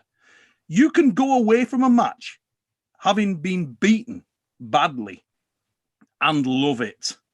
If you've given everything you possibly can into that match, you've come away with the experience, the blood, sweat, and tears, and you lose. And let me tell you this, just to go a step further, you know when you've really lost an arm wrestling match. You know when you won it, and you know when you lost it. You just do. Particularly a super match. If you're in a 6-round super match, it is a very rare thing to step away from that table not knowing that you were bested that day. You pretty much know. Okay? That's all I would say. It's not about who knows more, who knows less. It's just about you're missing what we're trying to create. You guys are so passionate about the sport out there. You want the sport to grow. You want the sport. You're working your asses off to make it grow. So try to see past some of the nuance. Try to see into the sport a little deeper, and you might come out with a refreshing perspective. When you've got 99% of the best arm wrestlers in the world telling you that that is more conducive to that style of arm wrestling, maybe listen. I'd like to say two things. People talk about strictness and looseness of rules. And it's not that you want any rule system to be enforced loosely. What you want is a rule system that can be enforced extremely strictly. However, you want this rule system to be so that it puts the power and the decision on who wins or loses the match much more so in the hands of the athletes as opposed to the referee. Correct. This is what you're after. And Correct. the more power the rules place on the referee to make any decisions, the more you sway the match out of the hands of the athletes and into the hands of the ref. And anybody who doesn't understand that cheating is even more powerful in a strict rule system hasn't experienced being fouled out or having the other guy move in a referee's grip in a way that makes it look like you moved. Like, and don't think these things don't happen. Oh, they Like, do. They happen. You can abuse a WAF rule system so much so that it makes the sport look like lawyer and like total crap. Mate, so a moment ago, right, there were comments coming in. I'm joking aside, they were directed at Ray, but those comments have come in. And Ray, yeah, he's a WAF guy. I consider myself a WAF guy. I support WAF 100%. Recently, he was commentating with Giannis Amelins, who is an extraordinarily cerebral, professional arm wrestler who has made his name and cut his entire career through his exceptional standards in the World Arm Wrestling Federation. And yet, Ray and Giannis were both sat down in the commentary station saying, oh my God, this sucks. These rules are not conducive to what we're watching here. We need to rethink this. They just don't work. Giannis and Ray both echoing that sentiment. So that's... if anyone thinks that I think that super matches should be done on WAF rules, they have been head to head with a wrench because it's terrible for the super matches. I think there should be fairness. You could have stopped it. I think you put too much pressure on me, Devon. I couldn't stop it. You're the voice of arm wrestling. You're our hero in the courtroom. So our only representative. Hey, okay, I'm a voice of arm wrestling. I'll be a voice of arm wrestling. So if you say we just need a strap and RVJ says, why should you just hold on? So we have two fighting opinions. We have two fighting opinions that are completely different. I think arm wrestling should be everything in between. We cannot take one thing away. How disappointed would we be if RVJ drives and I slip and I slip in some position where they say, actually, no, you deliberately slipped. You weren't holding on, Ryan, but it was some pronated version like that. And the match is over because of that. One thing Hold on. That wouldn't happen in our rules. You just got the strap. Yeah, you just got the strap. Right. No, I'm saying... The one that you saw with this deal was the hand on top thing. I saw it happen with Jerry Cadorette, seen it happen with Froda, seen it happen with Michael Todd a number of times. You get to a situation with an arm wrestler who doesn't care about their hand. Now, the fact of the matter is, this is a rare breed of guy, because 99.9% of us out there, we're all about the hand and wrist control. You want the hand and wrist control. That's where the match lives and breathes for you. That's where you do your best thing. When you can control the match, you control the arm wrestler. But there are that rare breed of guy out there that does not give a shit. Jerry Cadorette is one. Monster Michael Todd's another. Frodo Hoagland's another one. And they can get into horrible, terrible, ugly positions. And you're in a situation in WAF where this guy gets into that position, or any long super match, and the match slips because that guy goes to adjust his position and his hands open like this as he creeps down. He gets called a foul that he wasn't making an attempt to grip, and the match is over at that point. That would rob the sport of some of the best arm wrestling matches we've ever seen. It's as simple as that. It would rob the sport of some of the best matches we've ever seen. Now, the simple answer, if you tie those guys together, you actually utilize the thing we've designed specifically for that instance. It's called a strap. We don't have to worry about 1,000 arm wrestlers in a day and working through them so the referees can finish on time and go for something to eat. We are there with a primary focus of watching those arm wrestlers compete, and everybody around the world, whether they're supporting Michael Todd or Alex Kadetcha, it doesn't make a scrap of difference. What they want to see is the outcome of that match. They want to see all the matches contested as fiercely as they possibly can and see who walks away with the win. And here's the thing. The lads at the table, the ladies at the table, want the exact frigging same thing. They want to walk away from the table feeling like they gave every ounce. They gave it all. And they came away with either a win or a loss, but they know. That's what we're looking for. Simple as that. Just that. Want to know, did I win or did I get beat? End of. Yeah. Hey, Neil, drop. Before I run, hey, I just want to say I told you so about Dave, PA. I got to drop, guys. Very impressive. Paul, thank you very much, mate. Thanks for your time. Listen, let's have me as always, guys. Have a blessing. Good call. Here, Devon, as you might expect, this is for you. Sap the B. He's put, watch Devon trying to go back to the cheating strap rule. Devon can't slip from Lavon in his dreams. Don't cut out There's half. another guy who totally loves me. I swear a lot of these guys are my exes because I've got a few exes that really hate me, like really, like they're crazy. Like they create all these fake profiles and attack my family. Are you telling me you may have slept with Sap the B?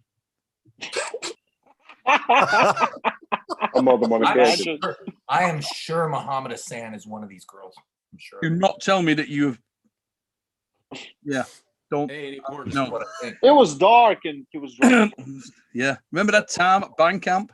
Right, so Dizzy Busy 88 with the super chat. He's put, has the idea of allowing the competitors their corners a limited number of challenges for replays or reviews ever been considered, e.g. for early starts or elbow fouls, sort of like American football?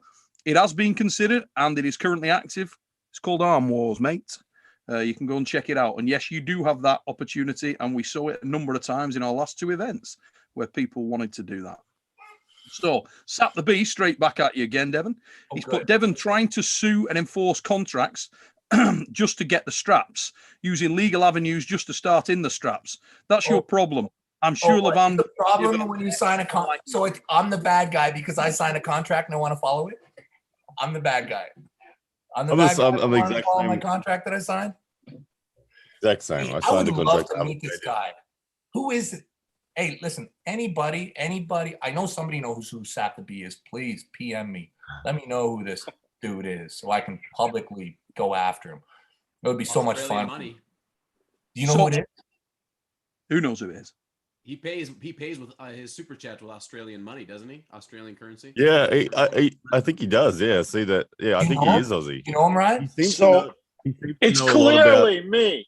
He knows a lot about Phil Rasmussen. He's a big I think he's from New South Wales because he's a big fan of Mario Tembakis and everything out of New South Wales. So I think we're slowly closing in. I don't know him though. I don't know who it is. Because he's not a fan of me either. He's generally backhanded at me as well. So Appliance Manuals Plus. I love that. That's a fucking great name. Over the Top Type Tournament 2023. What's your thought? 1 week event. Hey, I love massive tournaments like that. The days of massive tournaments like that were cool as balls. I mean, you know, who doesn't like a massive tournament? Where's Mike gone? Is Mike gone? Yeah.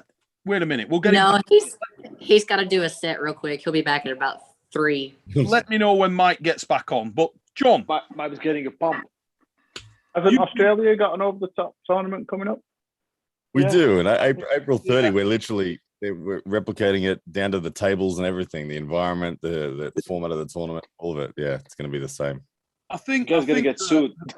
The closest example we've had for a long period of time would have been something like Ultimate Arm Wrestling Vegas or the old Yukon Jack. Mike, you pulled Yukon Jack a couple of times, didn't you? Yeah. Now I won the I won the Mid-South Regionals, Midwest Regionals in in 1995. So that was my claim to fame. I was 23 years old. Was 22 years old, and John Brzezinski won. Bill Brzezinski won. Redhead dude from Connecticut was in over the top. Oh, George Gibbons. George Gibbons won, and then I won the fourth one. But then I ended up getting beat in the finals when I saw you in New York. But that was pretty. I beat John Brzezinski that day, flashed him. But it's John Brzezinski Sr.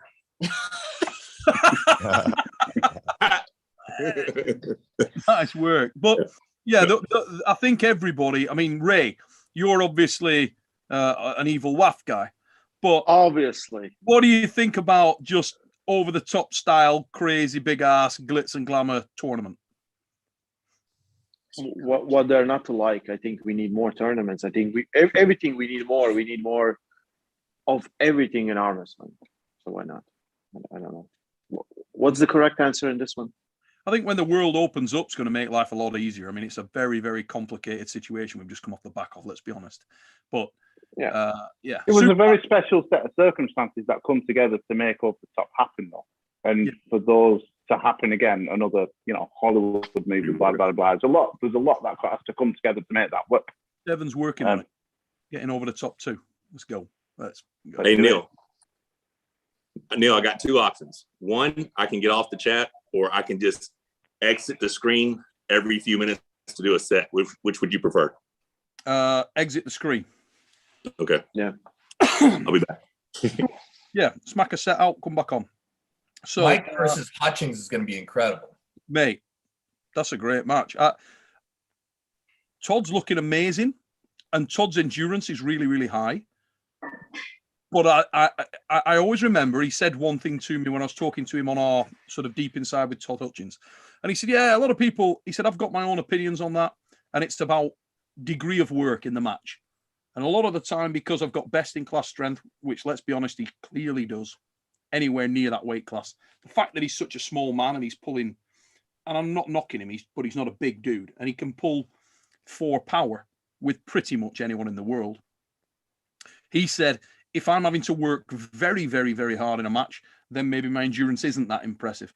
And it's whether Mike can get to what Mike does well, get into that King's move and really make him work hard. Now, I know Mike feels like he's got a shit ton of options because they've trained together and he feels like you feel like you got a lot of lanes, don't you, mate? I absolutely feel like I have a lot of lanes. So that's going to be, if you do you feel like you would be right there with him in a straight up hook, Mike?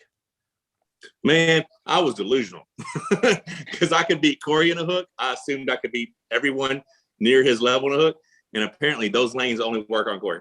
So I don't know how good my hook is, but I have a lot of side pressure. People that think I don't have a lot of side pressure, I mean, I have a tremendous amount of side pressure. Even when Todd was here and we trained side pressure the next day, I mean, I was right there tit for tat with him on stuff that I don't even do, right? I think the match, I'm going to dominate his hand, but I also think that I'm going to match his side pressure. I mean, I've got a shoulder press option. I got a King's move option. I've got a explosive hit. If I get stopped, transition to a press, that works very effectively because the transition's so fast. He's too worried about catching me to point back over that once he catches, I already throw the shoulder on top of it. I see 3 legit lanes that I can win in, but I'm getting stronger. It's funny because he made the video since he beat Chan Shaw yesterday about how he's going to go after everybody that's on Brandon Allen's strength program. Now I'm doing Brandon's strength program because I wanted to get a 500-pound bench again because I just want to see if I can do it because I used to do it. I want to see if I can do it again. But I also got a my deadlift, squat, strict overhead press. But what's changed is I'm doing these strict curls and seated curls. And I've already went up significantly in a month. Now, this wasn't Brandon's necessarily programming for that. He just said, hey, I would do sets of 8, sets of 5, sets of 3, sets of 1. So it goes from working set to max set, working set, max set, working set to max set. I curled yesterday with Corey, and I'm already up 30 pounds on my PR for seated curls. And that's hitting the 30-pound PR after doing the entire workout. So, and it's the direct, because I'm using a modified hammer curl bar. The Ease curl bar's got the closer to hammer grip. So it's a direct correlation to engaging my riser. And I just feel a lot more pressure pulling this way. When Corey and I get on the table, I'm able to keep this pressure a lot more. So I think I'm getting back to my old self as far as riser, pronation, back pressure, but I feel good. And when's the match with, is it in Turkey? I got a Revaz May 21st, but then I'm pulling Todd here at the Monster Factory July 9th. Sorry, mate. I thought it was a lot earlier. Earlier. Revaz is we're 14 weeks away from me and Todd. Yeah, you've friggin' plenty of time. Christ. How do you see that going, Devon? Who do you like and why? I love it. I think it's a great match. I think that Mike's going to win. I think the only reason that Mike loses is, and I am actually a little bit worried, is if you really got something wrong with your hand and arm and your pronation. I'm worried. I am just a little bit worried that you got something screwed up in there. You mean he doesn't go for kings, or there's some actual damage? No, he's just saying that even if I don't go to kings, I can't apply it because there's something wrong with my pronation because of the atrophy I had in my muscle. Right. I mean, the nerve damage was real. It did have a significant impact on my arm wrestling, but I feel like I'm coming back. So if you can be what you're supposed to be, what we all know that you can be as an arm wrestler, I think you win the match via King's move. You bleed him out, and then it's over after round one. I think it's a hell of a round one, and then I think that you can kind of do whatever you like after that. I think King's move is the best way to stop him. I don't think that I don't think that Hutchings has enough of a press option. I remember what I saw, in the training, but I really think that was kind of a unique circumstance where you're like stacking people, you're in your training, and I think that you were actually legit hurt. I do. That's what I think. I think your pronation's been giving you problems for a bit, but I think if you can get that healthy, you should be the favorite to win that. Even though Hutchings has been hot, man, he has been hot. He's better now than he's ever been. He just keeps winning and winning and winning. Yeah, he's on a real tear. Ever since he lost to Zoliev, he's came back with a fire, right? Oh, he looks great. Better. He looks great. So that's why, for me, it's a huge match because he's shown that he can hang with you. In practice, which is cool. And he's been demolishing people. He's hot and you're cold. Right. Yeah, that's the thing. People are talking about this match. It's 14 weeks away. In 7 weeks or 6 weeks, in 7 weeks, I've got Revis. He's got Iraqli. We still have big tests in front of us before we even get to meet up, right? So, I've got today's workout. I got another workout tomorrow, and then I pull Ryan Espy in 6 days, left-handed. So I've got a big left-handed test coming, But I got a shot. I can't tell you how good a shot it is, but I definitely have a lane. If I hit my lane, he's fucked. Yeah, it's another very, very stout match, that, mate, on that left arm. That's a hard match. No, it's crazy. If I win, I move ahead of Devon. Well, that's just awesome, right? You would think if I lose, Devon's going to have to fall too somehow. So, we'll see. It's the rankings, they're so accurate, but yeah, they're absolutely on point. They really are. So let's knock a couple of these over. Bryce Foslian, thanks for your super chat, mate. But I just sent $120 to Hermes and Alex right now to have them pull left and right-handed. Hope to see a video soon. Mate, I think I have a better chance of getting a love bite on my floppy dog. They will definitely not pull again for a while. Hermes will win that on the practice table, though. Come on. Hermes beat, apart from Danny Tech, most people on the practice table. Hermes Gasparini. Strong dude. So GKIs, but what Devon? Wait a minute. What has he written this out? What Devon hide me behind Gennady Larratt think? In what round he will tire out Lavon? Jesus, this guy's more pissed than you, Ray. What Devon hide me behind Gennady Larratt think in what round he will tire out Lavon? Mate, that's a great super chat. The question is simply, what round does Devon think he'll tire out Lavon? Okay. Round one. Okay. Round one. First round setup. Maybe round 7. Yeah. Fishlip, thanks for your super chat, mate. Much appreciated. Imagine if that match goes to round 7. Oh my God! Lose our minds. If it goes to round 7 in history, everybody would friggin' love it. If it goes to round 7, Devon's winning. Well, There's sure, 7 rounds. Netflix documentary if that goes to round 7. He's winning the 4th match. Yeah. To be fair, you'd have to think, unless it was exceptional circumstances, the longer the match goes, the more the pendulum of opportunity swings in favour of Devon. You'd think. Dave B with a super chat. He's put best of the 100 mix of serious comedy. Perfect, 100%. Mate, glad you're enjoying the show. Just to let everybody know, please don't send any more super chats. We're going to let the guys get off here very soon, as we've been on for a considerable period of time now. I want to say a massive thanks to all of you. And if you want to keep that chat going, armwrestlingforums.com is the place. If you've not been over there, get over to armwrestlingforums.com. You can chat about all this stuff that you see on The Fix every week and on all the other forums and chats that you're seeing around the world at the moment, I can tell you, arm wrestling is a special place. We got massive matches coming with extreme frequency. If you want to learn about the sport, get onto there. You'll meet a lot of contacts, people that are in the sport from the highest level, and they can tell you how you can get in, tell you about what the ropes of this sport are, and also it's about opinion and discussion. A little bit like we used to see with the Northeast Message Board. Great thing. Armwrestlingforums.com. Get over there. Open up a bag of Western Survivor and get on it. John Carter. I got a question. Go ahead. Sorry, mate. Just knock this over. Question for Devon. Who is that guy in the orange that Devon's pulling on Sabin's channel? The hell's that? Sabin Badalescu? Yeah. Guy in an orange sweater you pulled on Sabin. Sabin? Well, I doubt it. From what he's saying here, it sounds like he knows who Sabin is. From the guy, was it? Oh, jeez. Oh, orange. Sabin rips stuff from everybody. Sabin takes everything from the internet and puts it on his channel. So I don't know what video. I mean, orange shirt. I don't know. Yeah. So we got Kevin Tamkar with a super chat. Ray, I'm going to throw you under the bus on this one, son. Said, I want people's opinion. Clearly. Light heavyweight super match between Lachlan and Vrej. Yeah, Vrej is light heavyweight or whatever.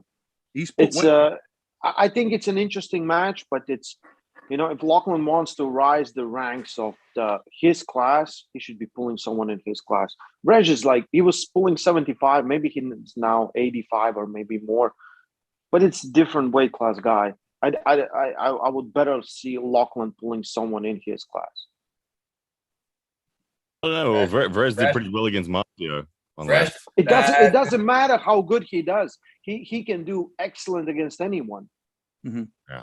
But it's still, you just beat up a guy. If he wins, he's like, yeah, I just beat a guy that was pulling 75 or 80 kilos.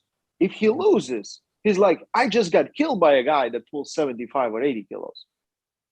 So we got a super chat from My Original Vlogs, and he's put, what's your current top 10 guys? Ryan Bowen included John Brezink. Do you also think Khaled Jashel could beat Derek Smith and be top 15? So the second part of that question, absolutely no chance at all. No. And in terms of the top 10, I mean, yeah. I had Brezink and Hutchings changeable, just for the record. For me, it's undecided on them yet. But I mean, I don't pay a lot of attention, if I'm honest, to the rankings and the published top 10. Just my opinion. I think the rankings are, take it with a pinch of salt, in my opinion. I really do believe that's the case. Anybody want to take that on with confidence, go for it. But, I mean, who did you say, Ryan? Who's your top 10? I think we all know the top. So I think I went Lavon, Vitaly, Devon, Dave, Alex, Hermes, Prudnik, Gennady, Michael Todd, and then I went Brezink / Hutchings for 10.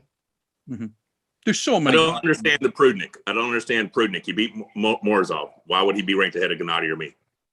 For me, this is all just on, like I said, there's not enough results. This is just on the Ryan Bowen opinion scale of what I think would happen based on what's recently happened. Like, the rankings are such bullshit in that if we can't go off results because the results just don't exist. Please fight. Mike, Ryan, let's get you both in the ring and let's fight it out. I don't know. But yeah, look, I think there's always an argument for almost anyone to change for anywhere. But at the end of the day, we're all just generating conversation. I personally rate Yevgeny Prudnik incredibly highly. I think that dude is lethally dangerous. He looked respectable when he pulled Vitaly, whatever the season was, 2019 season. He took a round off Vitaly, and he's not that far off that top level. Mate, when he comes in, I don't only think he's not that far off top level. I think he may be pound for pound the best arm wrestler in the world. It's my honest opinion. I think when that guy comes in, absolutely ready. I'd like to see him and Hermes. I've got him over Hermes all day. I know that's an unpopular opinion. I think he smacks the piss out of Hermes. I think Hermes kills him. I don't. I'll take that bet all day. You're talking about a 290-pound person versus possibly a 235, 240-pound person. He's not the same Hermes. to pull Morozov, smacks the piss out of Hermes. Yeah, agree to disagree. Hey, Devon, did I see that Stallone is the executive producer of your how good? What's that like? Have you had the chance to really talk with him a lot about it all, or is he from a distance? Distance. Yeah, it's all done through the producers. But yeah, executive producers, Balboa Productions. That's awesome. Isn't it? Fucking awesome. Yeah. Absolute quality. Just going to knock this over really quick, Devon, just because he loves you. Sap the B with a super chat. He's put, no one on here is talking about micro fouls, running fouls. It's purely about the strap rule. Stop projecting and diverting, Devon. To be honest, mate, we were talking about various subjects. Strap was one of them. Micro fouls was another. Smarten up, Sap the B. Who are you? I'll tell you, you're an idiot, but what's your name? What's your actual name, Sap the B? I'll just super chat. My name is blah, blah, blah. So we all know. Here's my question for everyone that's on. Who's going to win between Crosby and Corey April 23rd? Well, our bet has Crassi, I think, filled up, and nobody's betting on Corey. So yeah. I've got Crassi, and I've got Crassi on having incredible endurance. Crassi, when Crassi shows up, his experience and endurance is exceptional. And I think he can get into a shape, get into a position. I've seen him do it with very, very big, powerful lads a number of times, and also with tremendous hitters, guys like Liliev, where he can get into a shape and make himself very, very difficult to beat. And I think that if you can do that and put the fatigue on anyone, to be perfectly honest, but particularly, I don't think Corey's been in that many screamers where he's in an unbelievable death war. And there's a degree of adaptation to get into that and get used to being in a match that's that ugly and that difficult and coming out with a different position. And I think that's the big advantage that he's got. For Corey, he's got the thickness of the hand, which I think is a big problem for Crassi. He's got the natural size, which is a problem for frigging anyone. He's a very, very big guy. But I do think that Krasimir is experienced enough dealing with those guys to get around it. It's an exciting match, interesting one. So here's my question. Not everybody answered, but that's cool. What does it mean if Corey beats him? I'm going to go do a set, but I can hear you. Okay. I'll answer. I want to throw some thoughts in. I'm always reflecting on what it is to grow in the sport. I've heard Devon talk about the winding path. I've seen Todd Hutchins kick Adair's ass. I've seen now Kadecha lose to Dave Chafee, and I feel like I'm just observing people that are hardened to the sport beating people that are new to the sport that may well be fundamentally stronger in a muscular sense. And so I'm feeling like the Crassi match will be another one of those bits of data where Crassi is fundamentally conditioned to the sport to a more significant degree. And I think that'll be the factor. I think Corey's maybe stronger than Crassi in a linear sense, and he may even get a pin. But I think that once the conditioning factor becomes the main issue, I think that the match will start to heavily swing towards Crassi, and just the conditioning through the elbow that Crassi has from years of jamming up. If we remember what he did against Awesome.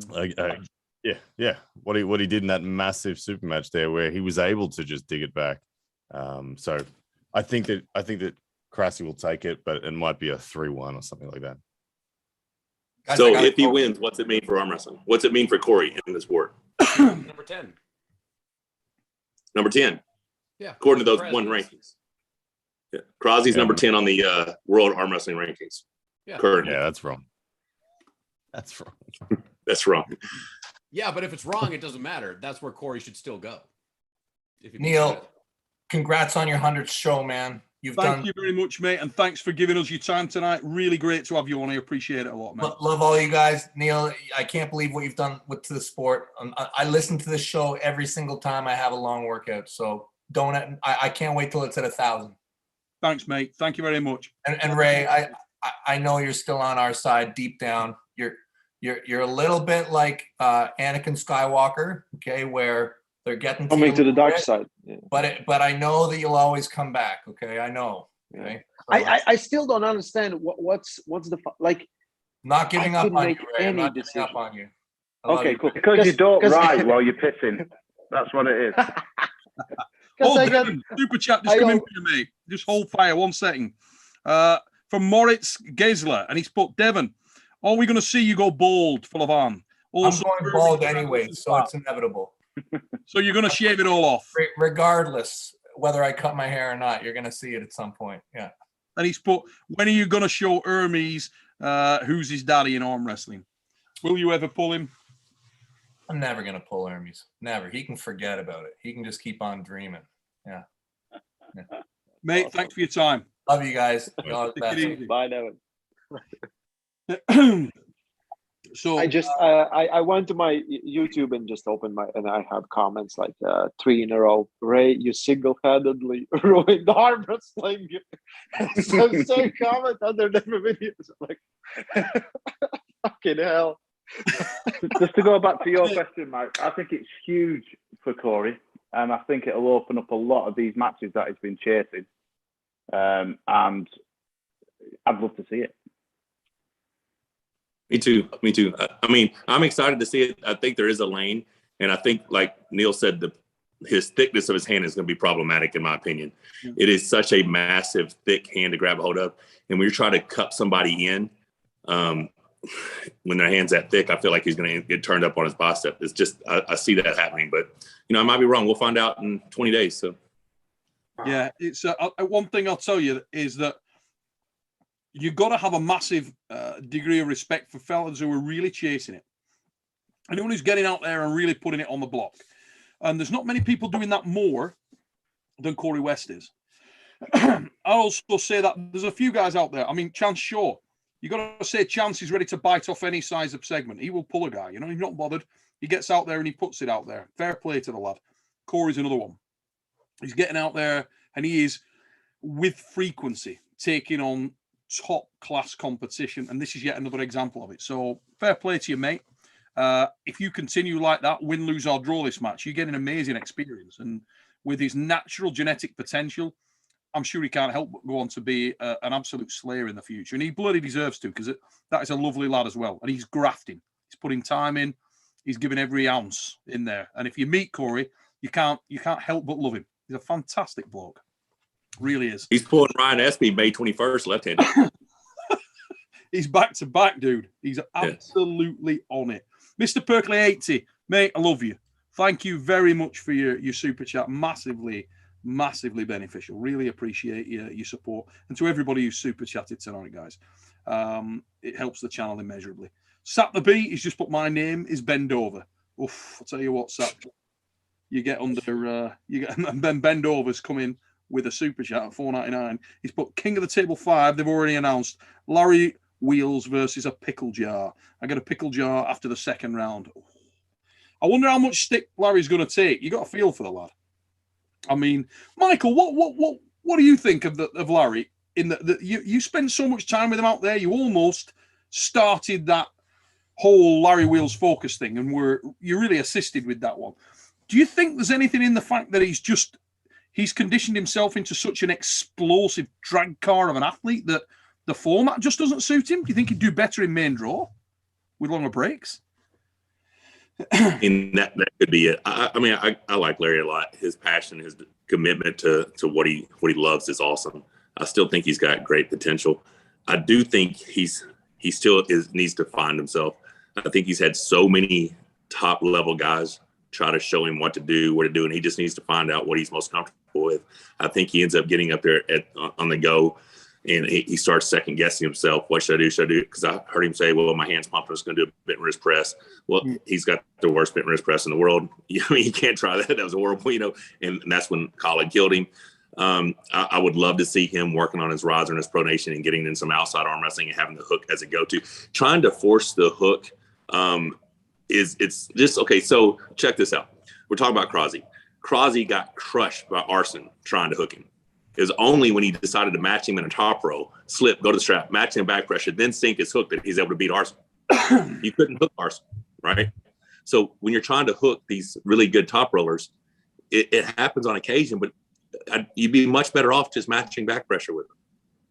Matching back pressure. I know Khaled's got a huge, great hand, but if you put enough pressure on his fingers, when he goes sideways, his wrists will buckle and his hands will, the finger open up. I don't know. I would like to see him commit more to that and have the hook as an ace, as a go-to once he's secured what he needs, you know, secures the strap, whatever. But arm wrestling is a pulling sport. You know, take control of the center of the table. But right now, I think he's gonna step away for a bit and still promote and just keep filming content. And once he can fully commit to arm wrestling, I think we're gonna see him come back and do big things. Yeah, I really feel for the lad because he's taken his lumps. I mean, he's literally had ass kicking after ass kicking, and his profile's so high that's going to sting. You know, there's no doubt about it. I think there's a lot of positivity around him. I think a lot of people support the lad, but he's a competitor. He's obviously been very successful in a number of endeavors, and this is probably, I would imagine, the most unsuccessful the lad's ever been. He seems like a guy that commits to things, and his natural athleticism allows him to succeed. On that, Neil, what advice would you guys give to him? Because he's obviously spent his whole career training to be explosive, and putting everything out there in 2 to 3 seconds.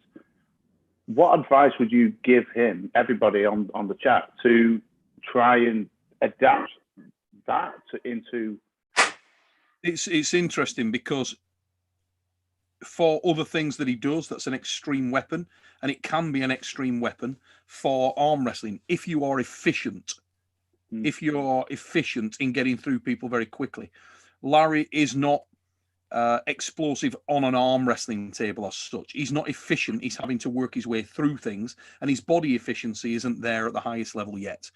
So it's unavoidable that he's going to get into some scraps, and he's almost not got the conditioning in there at this point in time because he hasn't had the table time and the journey that most people would go on to get to that level. You know what I mean? Now, a secondary point there. Let's look at John. So, John, you've been arm wrestling for bloody hell, what, 10 years or something? How long have you been in it? Yeah. So 10 years there or thereabouts. And most of that would have been tournament arm wrestling. Yes. Now, recently, when you came over to Pulling Arm Wars, I remember you saying to me there, the level of fatigue that this is putting on me is just different. It's just... Look, at Arm Wars, okay, here's the example. Arm Wars, I can pull 4 super matches over 3 days and be ready to die on my desk. Remember, Iron House is coming out in 3 weeks.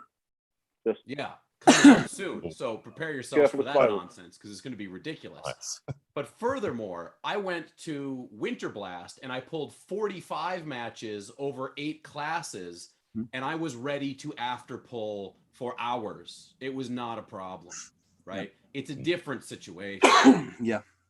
And at Arm Wars, like you say, you come away, you just want to lie down somewhere, you're trashed. You know, you just get into screamers like you do. It's a different thing. And Larry's going into super match format. Now, I know he's not getting into necessarily these death wars like that, but he is having to work his way through people, and it's putting a lot of fatigue on you. If you look at a lot of the guys that have had extreme success in super matches, they fall into certain categories. One of the most common of which is, in terms of the sort of diversity spectrum, they're guys that can pull in any style. So they've got a lot of catch points, a lot of options, a lot of lanes. Michael would be an example. Devon would be an example. Frodo Hoagland would be an example. Guys have got a big spectrum of range, seem to lean towards and gravitate towards supermatch because of that. Because the one and done thing is a problem for them. They want to get to a situation where they make you fight them in a phone box. And if you do, you're in deep trouble. Mike's claim was always, if I stop you, you're in trouble. Frodo Hoagland, same situation. Devon, same situation. Even Ryan has definitely gone towards that kind of scenario where he feels like if he gets a stop, he can do better. And guys that like super matches are usually that guy. Now, if you trace back their history and their journey to get there, ordinarily, it's been through miles on the clock. They have grafted, sweat and toiled, worked and experienced an enormous amount of arm wrestling volume. Mike would arm wrestle every frigging weekend for year after year after year after year against an incredibly diverse set of competition, starting at a lighter weight class in the middleweight division, where you're getting that speed, you're getting a huge opportunity to face so many different arms, and then progressing to the heavyweight classes. And that is a really consistent theme within lads that do well at Supermatch. Larry has shortcut all of that. He hasn't had any miles. He's gone straight into Supermatch arm wrestling. So it's almost like trying to do things back to front a little bit. And it makes a very difficult ask for the lad. So in a nutshell, are you saying... Finish it, dude. In a nutshell, you're saying just go and pull tournaments. Just go tournament. Just the only way that he's going to get to a situation where he can finish people fast is by being really efficient at a movement. And at the moment, he isn't. And there's no shortcut to that. You can't become a great arm wrestler overnight. Hence the comment earlier on with Khaled Deshelle. Khaled Deshelle's an unbelievable, natural, genetic, gifted arm wrestler. He's made for the game, but there's no shortcut. Khaled Deshelle would just have to do what everybody else does and refine all his skills. Sure, he'd fast track it. You know, everybody was, this Deshelle guy's incredible. Yeah, he is incredible. He's got all the tools, but he's still very beatable by a good arm wrestler. You put him against someone like Hermes. I got to get going, guys. I appreciate y'all having me on. Awesome. Congratulations on the 100th episode. You guys take care. I got more work to do. Thanks, brother. Thank you very much. See you soon, mate. For yourselves, lads, in a second. But hey, I've got an answer for this whole Larry situation. All right, it's very simple, and I'm very honored by some people in the chat bringing this up. Larry needs two things. Larry needs a super match where he can really like he has a very good chance to beat the other person. And two, he needs that other person to be able to carry the goddamn match with the charisma of a freaking hyena that won't let. Are you offering him out? I don't know who that might be, but maybe it's Uncle John that Larry needs. Let's be honest. Larry has a very, very good chance of beating me because he is everything that is not good for me, right? A lot of huge power going sideways. I'm going to be trying to fight his hand. And look, Larry doesn't have the orator skills, but I will flip tables for Larry. I will bring Larry to the next level. I will go to Dubai early and help Larry figure out how to find that inner demon, because that's what I want to see out of Larry. Sacrificial lamb. Feed the monster. Do it for arm wrestling. So, guys, going to knock over a couple of super chats and then we're going to jump off here real quick. Please don't send any more in, guys. We're pretty much done here. We've been on for a long period of time, and these guys have all got a life. We've got to let them go and do some stuff. But we'll just knock these over. Mick Mack with a super chat. He's put, slap the B. Devon, happy 100%. He's put, didn't know you were that old. Oh, mate, I'm not as old as Engin, but I'm pretty friggin' old. Let me tell you now. Been arm wrestling for 35 years, I think now. So a long, long period of time. Let's have a look. I think we got most of them. Devon, living legend, inspiration, blow the top off the mountain. May have read that one earlier on. Next king of the table, Larry versus a pickle jar was the comment we had earlier. And we get all the thinkers in responses on our channel. Jay Gilbert come in with the immediate answer. And he's put, I'd like to see anyone open a pickle jar with just one arm. Thinking man. See, right there. That's the kind of guy, straight shortcut to the answer. Love it. Guys, we have been on here for coming up 2.25 hours. Long period of time. Rolly Ray is packing his bags and heading back to Latvia. And tomorrow I'll be heading over to James Statham's gaff to do some Arm Wars magic.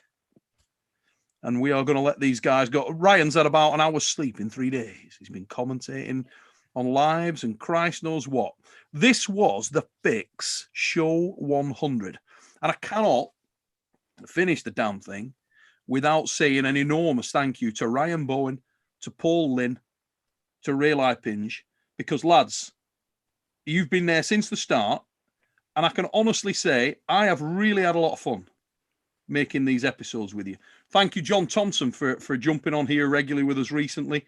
And an enormous amount of fun. And hopefully people who watch this show have enjoyed it and have got something from the Fix as well. But honestly, from the bottom of my heart, lads, thanks for coming on. It's been an absolute blast, and I hope we carry on forever. It's spot on. Love getting on here and talking about arm wrestling. Remember, guys, Show sponsor. If you love speaking about arm wrestling, if you love getting into the mix, get over to Arm Wrestling Forums. Also, support this guy for us, Western Survivor Beef Jerky. Genuinely, joking aside, it's the best beef jerky I've ever tasted in my fucking life. For real. It is absolute quality. Adam Van... Neil, I've got a freaking box of it here for you to pick up tomorrow. Do not forget. I will actually pick that up tomorrow. Adam Vandal, the guy that owns this company, he is an absolute legend of a bloke. Loves arm wrestling. Arm wrestles hard. Arm wrestles regularly. Throws himself and commits to this game. And we try to support people that are arm wrestlers that are in the game and that are doing something with the sport. Western Survivor is that guy. Back him. Taste it. You won't look back. Ladies and gents, if this is your first time, Supernatural Strength, please like, share, and subscribe. I need a massive favor for all you guys that are on here. We are trying to do something very special with Arm Wars. It's a project we've had for 20 years.